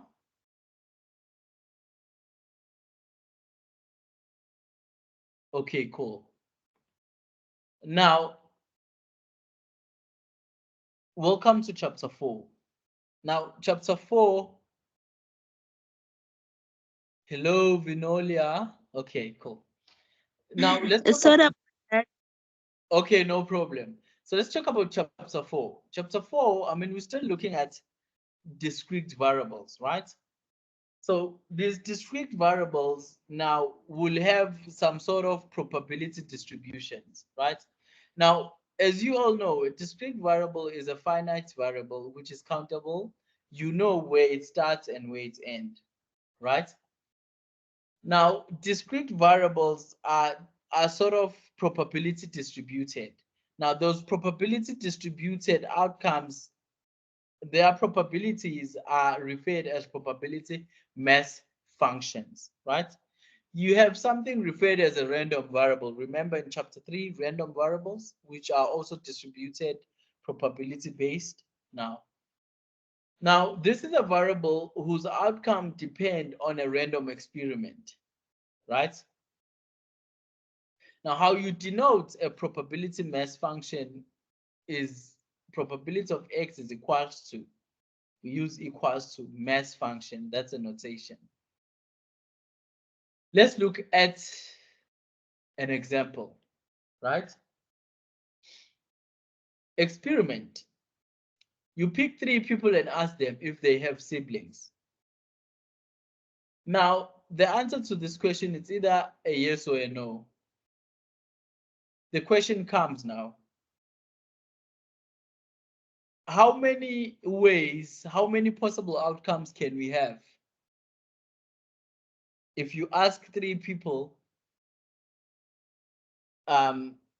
whether they've got siblings, yes or no? How many possible outcomes you can have? the first person can answer you yes or no. The second person, those are two ways. One person can answer you two ways. The second person can answer you also two ways. The third person can answer you also two ways. Now, for us to use multiplication or addition, we ask yourself, can we ask three people at the same time? I'm asking you guys, can you ask people at the same time whether they've got siblings at the same time?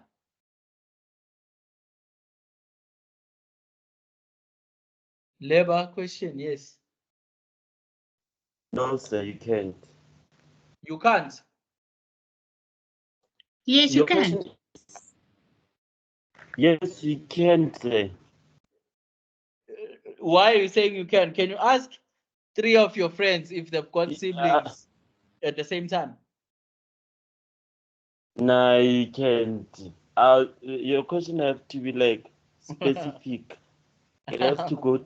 It has to go to a specific person. So How you with your many friend, siblings do they you with have? your friends, you with your friends, right? You can ask your friends Yes, sir. at one go. Hey guys, do you have siblings? No, you can't. Yeah, you can. Eh? Okay, if you put it like that, yes, you can. Yeah, But if you're it's not. asking, Listen, it's not the sense of you choosing not to do it. It's a sense of can it be done? Is it possible? I'm not sure whether you're getting my sense. You choose to ask them one by one. Do you have a sibling, my friend? Do you have a sibling, my friend? Do you have a sibling, my friend? But you can just ask this question at one go. That's possible. Unlike the situation of shoes, you don't choose uh-huh. to wear a boot, then wear your sneakers. It's not possible for you to wear these things at the same time. So it's not your Yeah. choice that you can't for you to wear a boot and a sneaker at the same time. It's just not possible to do it. I get you, sir. I get you. Okay, cool. So you can. Hence, we use multiplication rule. 2 multiplied by 2, multiplied by 2, multiplied by 2. So there are 8 possible outcomes you can have. So the first possible outcomes you have is your three friends saying, yes, yes, yes, I have a siblings. Or else you have a situation where the first person says yes, the second person says yes, and the third person, no, I don't have siblings. Or you have a situation where one says they, yes, I've got siblings. The middle one say, no, I don't have siblings. Then the third one says, oh, of course I have siblings. Then you also can have a situation where the first one can say, no, I don't have a siblings. Then the second two one, they'll say, yes, I've got siblings and so forth, right? Now, why is it important to know how many possible outcomes you have? It's because whenever you're calculating probability, you need the all possible outcomes. Remember that the formulation of probability is you dividing by the whole population sample size, right?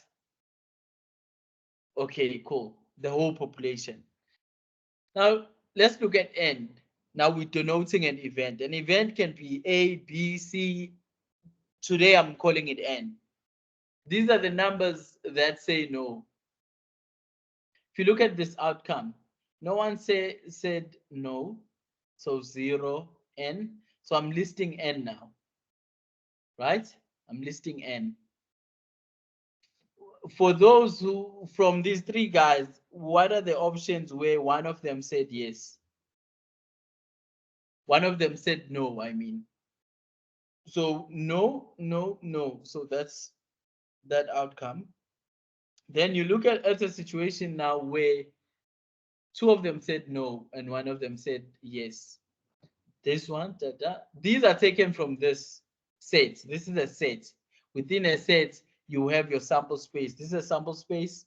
This is a sample space. This is a sample space. This is a sample space. right? So your event, it's either 0, 1, 2, and 3. This is discrete, meaning you can only have these situations where all three of them are saying no, they don't have siblings. One of them are saying yes, they have a sibling. Two of them say they don't have siblings, and three of them say they don't have siblings. These are the only possible events you can have out of asking your friends this question. Now, what is the probability of these guys saying no, they don't have siblings? It's 1/8. Where did you find one? There's only one possible outcomes out of 8 possible outcomes in total. So that's why you're saying 1/8. Now, how many situations where one of them will say no, they don't have siblings? There are 3/8 outcomes. That's the probability, right? That will okay. 1, 2, and 3, right? 1, 2, and 3. That's why we'll have 3/8. 3/2 now. Again, two of them say they don't have siblings, so that's just 2 divided by 8. 3 divided by 8, where you'll have those two, though they only have 3 ways where that can happen, hence 3/8. You also have 1/8, where it's one situation where these guys, all of them can say they don't have siblings, right? Now, how then these probability are called probability mass function. How do you see that these are probability mass function? If you add each and every one probability here, it should sum up to 1. Now, why is it 1? It's because at any circumstances, this event will occur. Remember, the probability, if probability is equal to 1, it means it's a possible event. So one of these events will occur. That's why we're summing up to 1. It's sum up to 1, this probability. And if probabilities are summing up to 1, I need to understand that I'm given probability mass functions, right? Hence, they are summing up to 1. Okay. To get another good example here. You've got an experiment where you flip a coin till a head appears, right? So you flip a coin once, you flip a coin twice, you can flip a coin 3 times, you can flip a coin 4 times, up until what? A head appears, right? You list those that sets here, right? Let y be the number of flips till the head, okay? 1, 2, 3, 4. What does this 1, 2, 3, 4 mean? It means that the head appears the first time you flipped, the head appears the second time you flipped. Then the probability of that is just 1 raised to 1 here, 1 raised to 2, and so forth, right? Now, what is the probability of getting a 3? So meaning, what is the probability of flipping a coin and on the third time you get 3, you get a head? So that's just a half to a 3. Why a half? Because if you look at a coin has 2 sides. Now the probability of getting a head or a tail is the same, is 1/2. So the probability of flipping a coin 3 times and getting a head is then 1/2 raised to 3. Right? Now, these 1/3 raised to 3 are referred as probability mass functions. So this is another example where you've got an amount that you sell your car. So this is X, amount that you sell your car for 1,000, thousands, right? Now the probability mass function that you'll sell your car for 90,000 is this. The probability that you'll sell your car for 110,000 and so forth is this, right? These probabilities are summing up to 1, meaning you are given probability mass function. What value goes here? You want to find, so this is empty. You want to find what value will go here. How would you do that? You understand that a mass function it sum up to 1, right? So to find any probability that is not here, there's a blank space here. You need to say 1 minus the probability of adding this one, and this one, and this one. Then you'll find this one, right? That's your value, which is 0.25. Why? Because you understand that if you're talking about discrete variables, the probability of each variable being of occurrence should sum up to 1. So if ever I'm not given any probability, for me to find that probability, I need to say 1 minus the summation of all other probabilities that are given to me, right? Okay. Now let's look at probability of events. Random experiments or variables can take only one value at a time. Can you sell your car for 90,000 and 150,000 at the same time? I'm asking you guys. No. You can't, right? No. Can you sell your car for 90,000 or 150,000? Yes.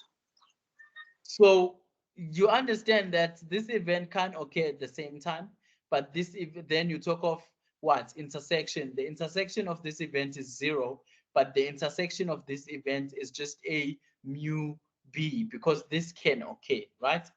Now, the probability that something takes several values, you look at the sum of the associated probabilities. Hence, this is what we talk about, the summation of 1.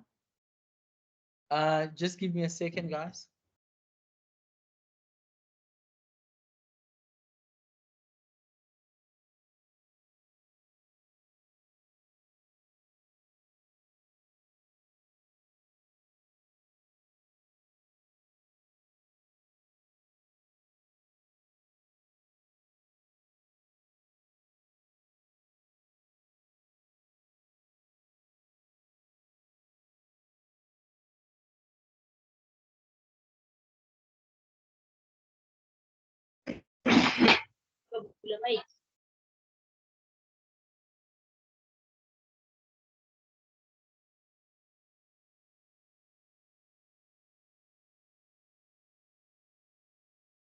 I'm back. Right? So let's look at this example here now. You've got this 90, this 110, 150, and 185,000, right? What is now, you being asked questions now. What is the probability of you selling your car, for less than 150? Less than, remember those words? So this is not included. What is included?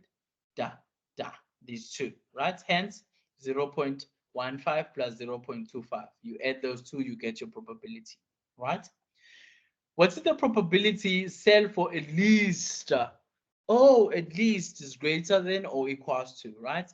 So you include 110 plus 150 plus 185. Hence you have 0.25 plus 0.45 plus 0.15.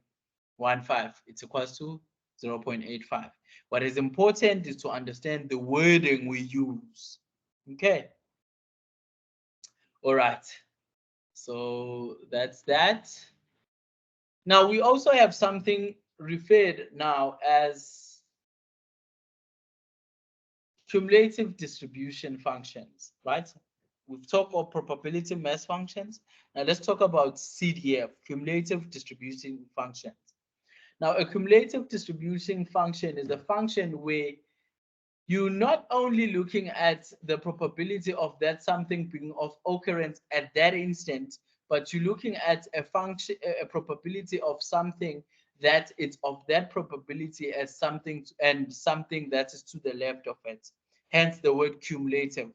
The word cumulative means you're adding on to something, right? You're adding on to something. Okay. So for example, you've got the probability density function, which was like this, right? The probability of selling a car for 90 or less is 0.15 because there's no less value. Your car will start from 90,000. The probability of selling a car for 10 or less, 110 or less, I mean, you add these two, 0.15 plus 0.25, you get this, right? Now, from that, you get something referred as a cumulative density function.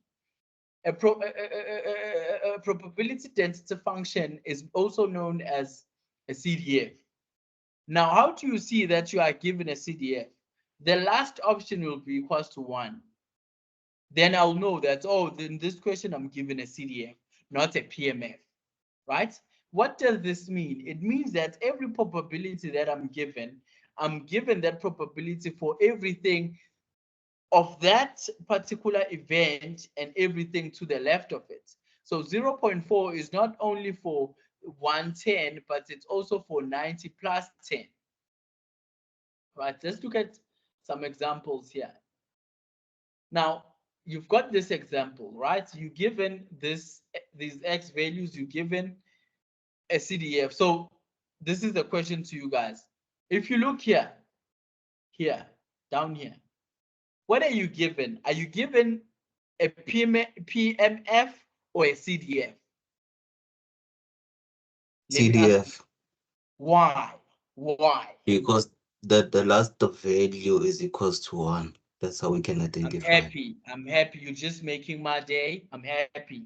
If the last event is denoted as 1, I understand that I'm given a CDF, not a PMF, right? Now, what does that mean? It means that every probability that I'm given under any variable here is not the probability of that something be of occurrence at that instance, but it's the probability of that variable or yes, of that variable being of occurrence of that instance and everything to the left of it, right? So what does this mean? Just to elaborate more, it means that 0.21 is not only for the minus half, but it's also for minus 2 and half and minus half, right? Now let's look at this. What is the probability that X is greater than 2.5? Greater than 2.5. Where is 2.5? Where is 2.5? Right? Greater than 2.5. So if you looking at 2.5, this is this, right?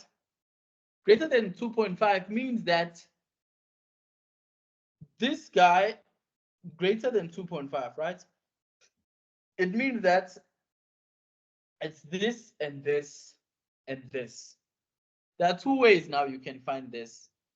It's either because you understand that you're given probabilities to the left, right? Hence the word cumulative. You need to understand that to find the probability of saying greater than 2.5 is the same as saying, oh, I need a pen. I know it's a lot to understand, but just go through this video again. I mean, you should be fine. Because I understand that I'm given probabilities of X, hence CDF of X less than or equals to X, I then fully also understand that I can do this. 1, which is this one, minus the probability of X less than or equals to 0 is also equals to this. Do you guys understand what I've just done here? Please unmute if you don't understand and just tell me that. Can you please explain it again for me?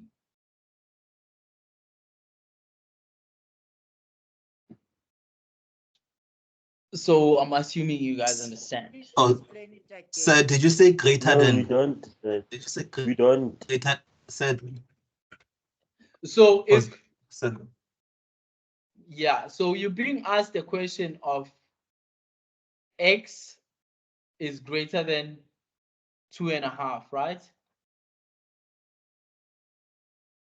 Right? What does this mean? This means that 2.5 is not included. Do you guys agree with me here? Yes. Yes. Okay, cool. So this is the same as then saying 3. So that means we start from here. Do we agree? Okay, yes, sir, yes. All right, cool.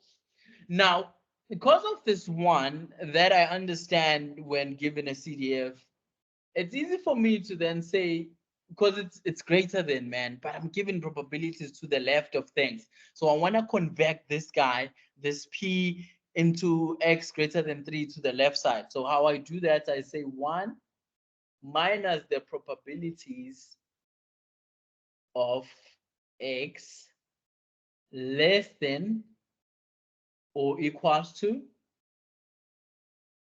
what? 2.5. Right, it always needs to be one value less than this value here. This is the same as saying this, asking this. Okay. So the first thing I needed to do is to understand what does this mean. Then I opted to do this. X is greater or equals to 3. Then from there, I then understood that this is equals to 1 minus the probability of X less than equals to the value less than 3, which is in this case is 2.5. Right? Hence, we have this. Okay. Okay. What is the probability that X is between 0 and, right? Now, the probability between X is greater or equals to 0 and 9/4 is that, so you want to find this between, right? What is between? X 0 and what? And what? Between 0 and 9/4, right? Now, this is the same as saying, so you need to put some equalities in this. This is the same as greater than equals to. So X is, remember how we label this. You say X is greater than equals to 0, but less than or equals to 9/4. If X is greater than 0, it means that, so you hear, it's greater than 0 is 2.5, right? If it's less than or equals to 9/4, that means you hear, right? It's less than or equals to 5. Now, simple math, you can never subtract a small number to a big number. Take this guy, put this guy here. This is the probability of X less than or equals to 5 minus the probability of X less than or equals to 2.5. Right, hence we have this now. Right. So what I want you guys to understand is that you need to move, if you're given an equation where the inequalities are not of equality, where you don't have less than or equals to or greater than or equals to, it's just greater than or less than. Move those inequalities to become greater or equals to. Then from there, you will then understand, oh, this is subtracting to this. Okay. Now, once you understand that about discrete variables, there are also things that are called statistic that would want you to calculate based on the sample, based on a discrete variable. What are those things? It's either your mean or your variance. Under discrete variable, how you calculate your mean, it's equals to the expectation of X, which is equals to the summation of X times the probability of Xi, where your X is where your probability is your probability mass function, your PDF. If you want to calculate the variance, It's your sigma squared is equal to the summation of x squared times the probability of x, which is the PDF, minus the mean, where this mean is what you've calculated here, all squared. Let's look at this nice example. The amount you sell your car for is thousands. You remember this example? Now, I want you to find the expectation of selling your car, right? The amount you expect, your expectation, the mean, the average amount you'd expect. Now, to find that, what do? You take this x multiplied by the probability plus, hence the summation, the 110 plus multiplied by 0.25 plus 150 multiplied by 0.45 plus 185 multiplied by 0.5, right? You sum that all, you'll get your expectation. Now, how do you then calculate the variance? The variance is the summation of xi squared times the probability of x minus the mean that you calculated here. Now, what do? The x that you were using to calculate your mean, you're now squaring your x, right? So you say x, your 90 squared multiplied by your probability, which is 0.15, plus 110 squared multiplied by 0.25, and so forth. And you minus with your mean, which you calculated here, all squared, right? This is another example. You guys will go through this example at your own time. So everything is being explained nicely here, right? So it shouldn't be a problem. Now, how many of you guys here do you know a die? Do you guys know what a die is? A die, a die that we roll. Yes. Yes. Okay, cool. How many outcomes does a die have? 6. Okay. So what is the probability of getting a 2 in a die? One out of 6.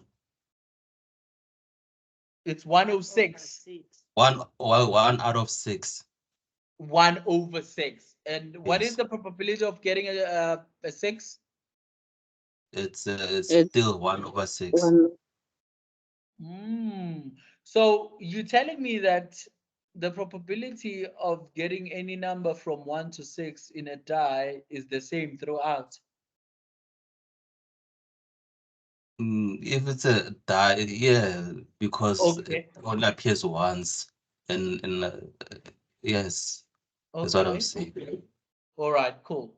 Then we'll call this distribution of a die, this probability distribution of a die, since they are the same, we're going to call them binomial distribution. Is that okay? Why?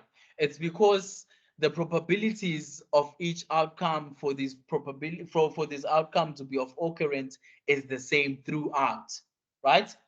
Now, if you add for me 1/6 plus 1/6 6 times, what are you gonna get? So if you say 1/6 plus It's 1/6, 1. it's 1. Now, Yes. the reason you're getting 1, it's because when you roll a die, at any circumstance, you'll get an outcome. So it's either you get a 1, 2, 3, a 4, 5, or a 6, right? So that's why if you sum all these things, you get a 1. Remember, what does 1 indicate? 1 indicates that the probability will occur. Definitely, it will occur, right? Hence, we're getting a 1, and we're also getting a 1 out of summing all these 6, 1/6. It's because we know that a die, we've listed all the possible outcomes from rolling a die from 1 to 6, right? So if you add all these probability functions out of all these events, you should get a 1 because you've listed all the possible outcomes, right? Now, it becomes a binomial distribution because the probability of getting that event is the same. In an experiment, in any experiment, it's either you'll have an event which is your success, which is what you're interested on, I want to get a 6 and getting if rolling this die. So my event of success is 6. So I'll also have an event of a failure. So if I get any number other than a 6, then that's an event of failure for me, right? Now, the probability of a success, we're going to denote this as P. The probability of an event, which is known as a failure, we're going to just say it's 1 over P, which is just Q, right? Okay, cool.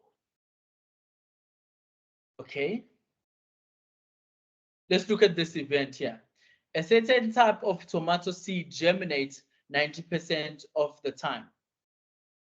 What is the probability of a seed to germinate? I'm asking you guys. I mean, you're being told this, but I want you to tell me, what is the probability of the seed to germinate? Wouldn't be 0.9. Perfect, right? I'm happy that you did not say it's 90%, because 90% is not probability, it's just a percentage. But a probability is then a reference of the, what's this thing, of a percentage, right? It's translated from the percentage. Okay, it's 0.9. I'm happy with that. Now, a backyard farmer planted 20 seed. Guys, if you plant at home, you don't expect that your seed have different probabilities of them germinating or growing. Do you expect that, or you expect that to these plants have the same probability? No, no, some will germinate at a different rate. Will germinate at a different rate, but your assumption is that you want the probability of this seed I'm planting in this garden A need to be have the same probability of growing as the seed in garden B, right? Okay, yes. Yes, okay. So those plants, those scenario, we're gonna call it, this scenario is probability distribution as a binomial distribution, because they've got the same probability of success, which is germinating, which is growing, right? Now, are there are there a fixed number of trials? Yes, there are 20 seeds that you're planting. Is each trial Bernoulli trial? Yes. In other words, each trial have 2 events. So it's either your seed will grow or it will not grow. So you'll have your probability of failure or your probability of success, right? So those are 2 events you will have out of planting a seed. You can't have anything in between, right? So are the Bernoulli trials identical? So yes, the probability of these seeds being of success is the same, it's 0.9. Are the trials independent? For the seed planted in garden A, it doesn't depend on garden, for the seed which planted in garden A, it doesn't depend on garden, the seed planted in garden B to grow. So they are independent. Does X count the number of success? Yes. So this follows a binomial distribution. So the tip is to just quickly see that a question or a scenario is based on binomial distribution. If ever you're given one probability, which is will be given in terms of percentage, and from that probability you're given a sample size, you need to understand that you're dealing with a question which is based on binomial distribution. Okay. Now, this is another example. You can look at it and just try to classify if it's indeed a binomial distribution. Now, this is what you need to understand under binomial distribution. If ever you're being asked to find the probability of exact, right, you need to use this formula. This formula is on your formula sheet.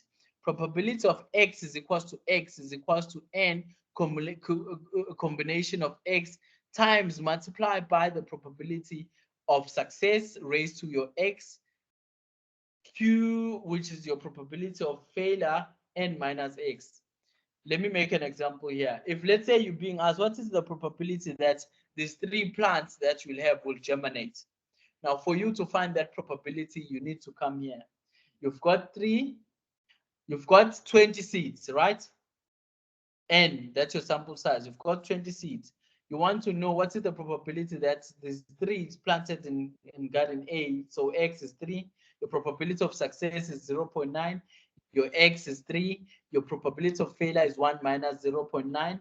Then your N is 20 minus X. You put this in your calculator, then you'll find your probability of your X is equal to 3, right? So if ever you've been asked to find the probability of mass function or probability of exact, and you're dealing with a question which is binomial distribution, or a scenario where you're looking at binomial distributed cases, then for you to find the probability of an exact variable, you use the PDF of that distribution. So the PDF for the binomial distribution is this one. All right. Let's see if we're getting what I'm saying here.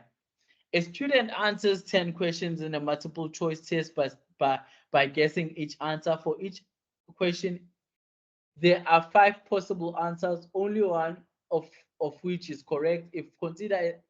If we consider a success getting a question right and consider 10 questions as an independent Bernoulli trial, so in this case, they told you that this is a binomial distributed question, then X follows a binomial distribution with 10, where your 10 is your sample size and your 0.2 is your probability of success, right? So what is the probability that the student chooses 3 answers correctly? So in this question, there is no way where they say less, greater than, or not equals to, at least, and all that. They want you to find the probability of equality, right? Equality. Okay. Now, to find the probability of equality, you say X, then you use what? The PDF of the what? The binomial distribution. This formula is in your formula sheet, and I did like try to make a detailed formula sheet for you guys where I label that this is for binomial distribution, this is for Poisson distribution, and so forth, right? Hopefully that will come in handy. So this is what you do, right? Now teach yourself to use your calculator, your Casio calculator, scientific calculator, to be able to punch this in your calculator. Then you'll find your correct answer. Okay. Then let's look at B. 7 answers correctly. What is the probability of X being exactly equals to 7, right? Again, you're asking me the question which is based on inequality, and I'm in binomial distribution. What do I use? The probability mass function formula, which is what? This one here, right? You just put in the values there, then you'll be sorted out. Now let's look at C, which is very interesting. Fewer than 3 answers correctly.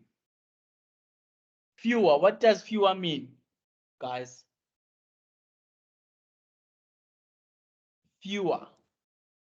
Less than. Okay, cool.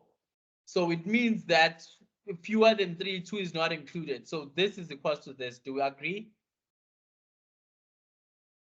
P is equal to X less than or equals to 2. Do we agree? Yes. All right, cool. Now, Yes.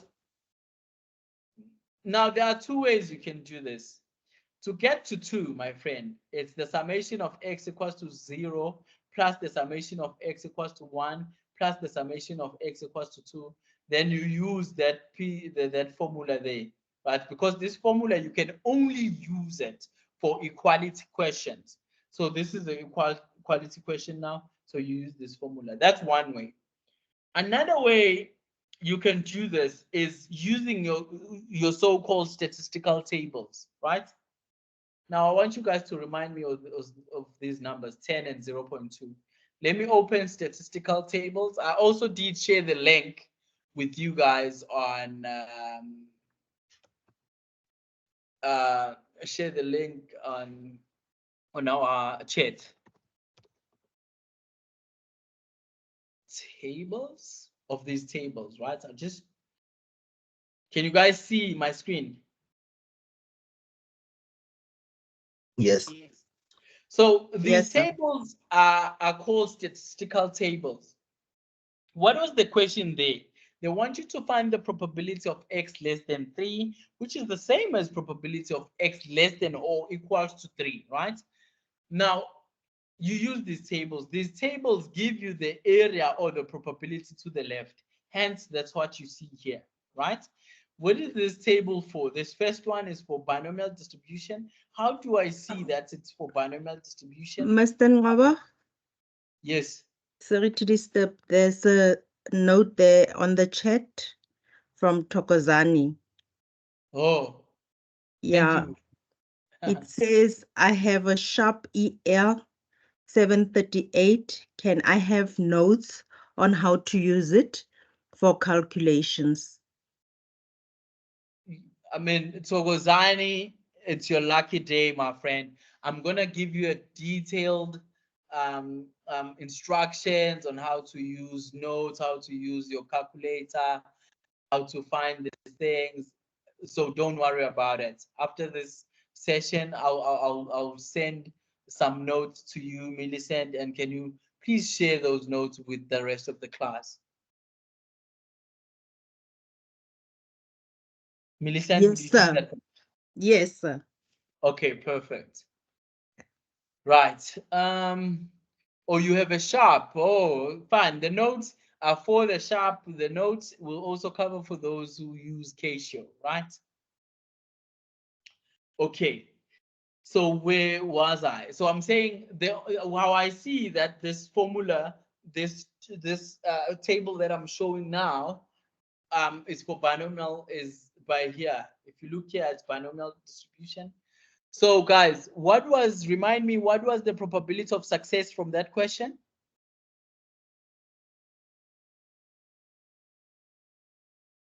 0.2. Was it 0.2, right? This is 0.2.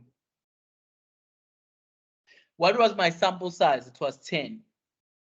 So it's 10.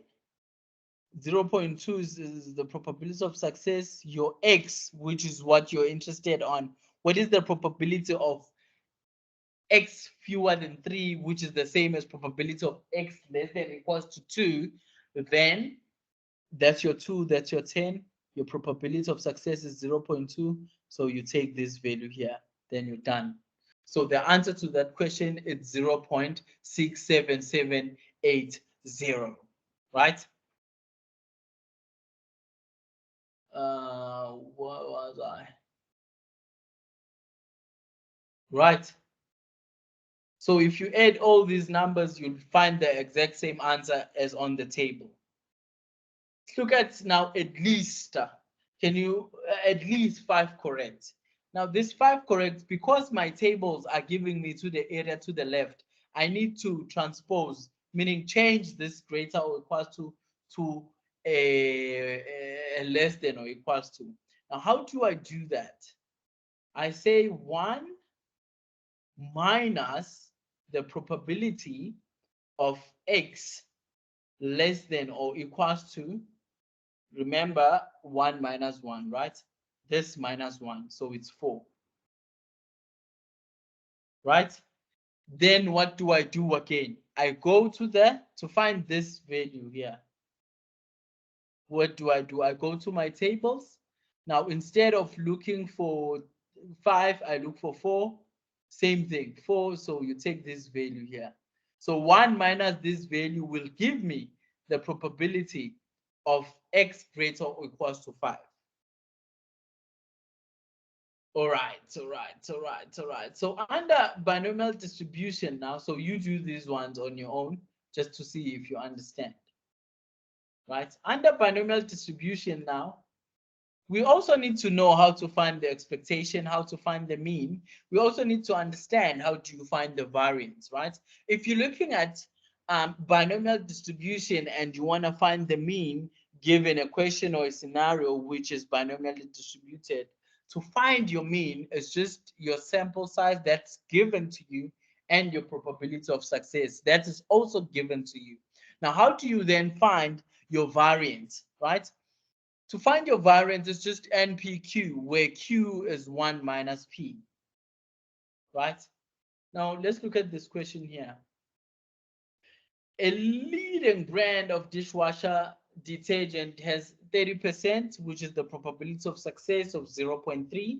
Market share, a sample of 25 okay, detergent customers was taken. How many customers would you expect? For the fact that they're asking me expectation, I need to understand that they're asking me mean, they're asking me to find the average, right? So to find that, what do? I just multiply the two statistic that I'm given, which is your sample size and your probability of success, of which in this case is 25 multiplied by 0.3. So you would expect 7 customers to buy this detergent out of 25 selected customers. Okay, let's look at number 2 real quickly.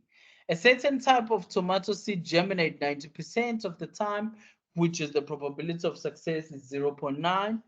A backyard farmer planted 20 seeds. How many tomato would you expect? You see, for the fact that these people are asking me the expectation, I need to understand that, okay, for me to find the expectation, and I mean, under binomial distribution, is just the multiplication of n multiplied by p. I mean, which is just 20 multiplied by 0.9, so 18. Now, let's just say they want you to find the variance. What do you do then? You just multiply your npq, where your q is 1 minus p. Let's look at the shape. Now, if you look at scenarios which are binomially distributed, these scenarios can either be symmetric. A binomial distribution case is only symmetric if your p is equals to q. If your probability of success is 0.5, you need to understand that you're dealing with a situation where your distribution is then symmetric. Or else it can be referred as a binomial distribution and also be a positively skewed situation where your p is then less than q. Remember, what is your q? Q is it's 1 minus p. Or else you can have a situation where you have a binomial distribution which is negatively skewed, where in this case p is just greater than q, where your q is 1 minus p. Okay, guys, you also have a situation which is referred as hypergeometric distribution. How do you see that a question is based on hypergeometric distribution? This is a situation where you're given multiple samples. From these multiple samples, N1 and N2, you then being asked a question to find probability, or there's some sort of interest from you from these given 2 examples. Let's look at an example that would sort of elaborate this a bit more, right? We're almost done, guys, don't worry. So Mr. Kunene has 6 cats and 7 dogs, 2 samples, right? For the fact that I'm given 2 samples, I need to understand I'm dealing with a question which is hypergeometric distributed, right? He likes to paint animals. He's planning to paint 4 animals this week, each on separate days. What is the probability that he pick 3 cats if he doesn't mind painting the same animal more than once? So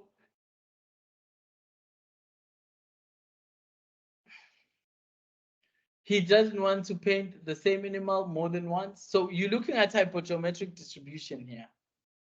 The first thing you do is, let me get a pen. So you want to find this probability. You open 2 things, 2 brackets of combination. The reason you do that is because you're looking at 2 samples. So sample 1, sample 2. Sample 1 have how many things? 6, right? Cats, these are cats.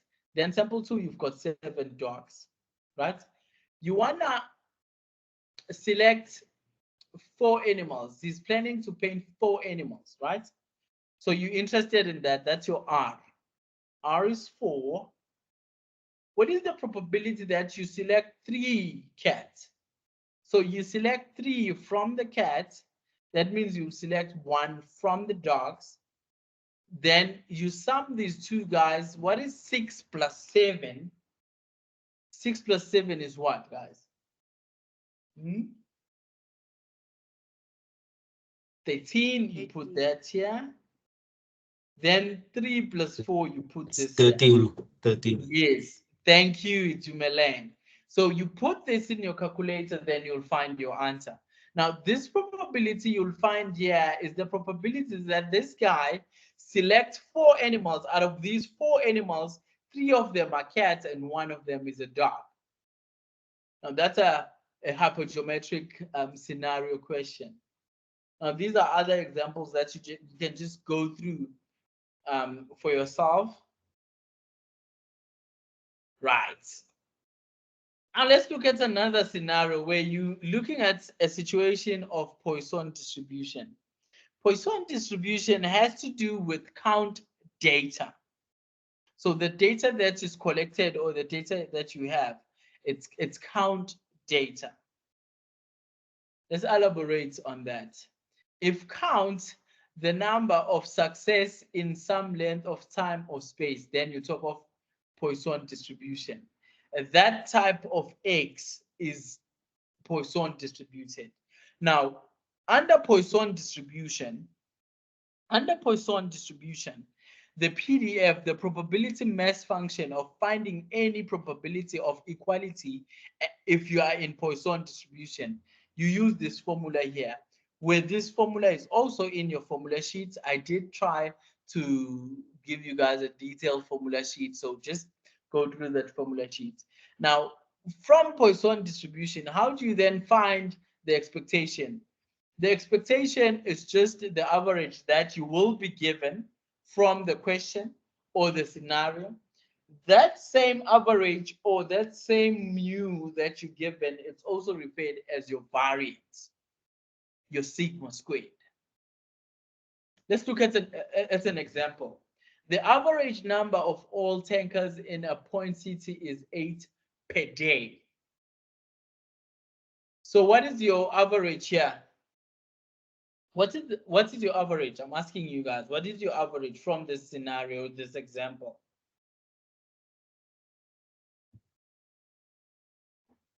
What is it? It's 8. Right? It's 8, yes. And this 8, it's only applicable per day. If you increase this per day to 2 days, the 8 changes. If you increase this to 365 days, the 8 changes. This 8 is only applicable for just a day. Now, the question is, what is the probability that there are 6 tankers in a harbor tomorrow? Now, look at what the info is given. This is what we are interested in, the X number of tankers in the depot. Now, for you to understand this 8 is only applicable per day.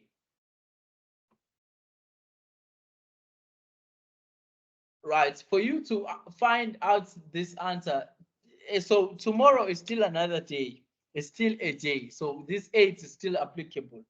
So for me to find exactly 6, I need to use the probability mass function, probability density function for Poisson distribution. How did I see that this question is not based on binomial distribution or hypergeometric distribution? It's from what I was given. I was only given the average, the expectation, and that expectation was sort of constrained in some interval. In this case, 8 is constrained in just a day, right? So probability of X is equal to 6, then you use this formula, you'll find your answer. What is the probability that there are less than 3 tankers? Now you look at less. Okay, cool. That's fine with me. The probability of X less than or equals to 3 is still the same as saying the probability of X is less than or equals to 2. Now you want me to find the probability of inequality. What do? I go straight to my statistical tables. Now what do I look for? Where's Poisson? Where is Poisson? Where is Poisson? I'm rushing to find Poisson. Okay, cool. This is the table now looking at Poisson distribution. What is my X? You're looking at 2, but now what is my average? You're still looking at per day, right? Okay, this is 2. What is my average? Is 2. What is my X that I'm interested on? Is 2. Then I take this value here. So this is my answer. My answer is 0.6767, right? Why am I taking this answer as it is? Because I'm being asked to find the probability of area to the left. If, for instance, this was greater than or equals to 2, what I was going to do, greater than 3, what I was going to do is say 1 minus the probability of X less than or equals to 2. I go to my tables, I find that value under Poisson distribution where my X is 2, then I say 1 minus that value. Then I know that I'm in my correct path. Okay. So yeah, that's it for today. Hopefully we did learn 1 or 2 things. If ever you have any questions, now this is the time to ask. You can ask me, unmute. If ever maybe you want me some information from me, maybe there's something you did not understand, you'd want me to go run over through it again, then this is the time to ask.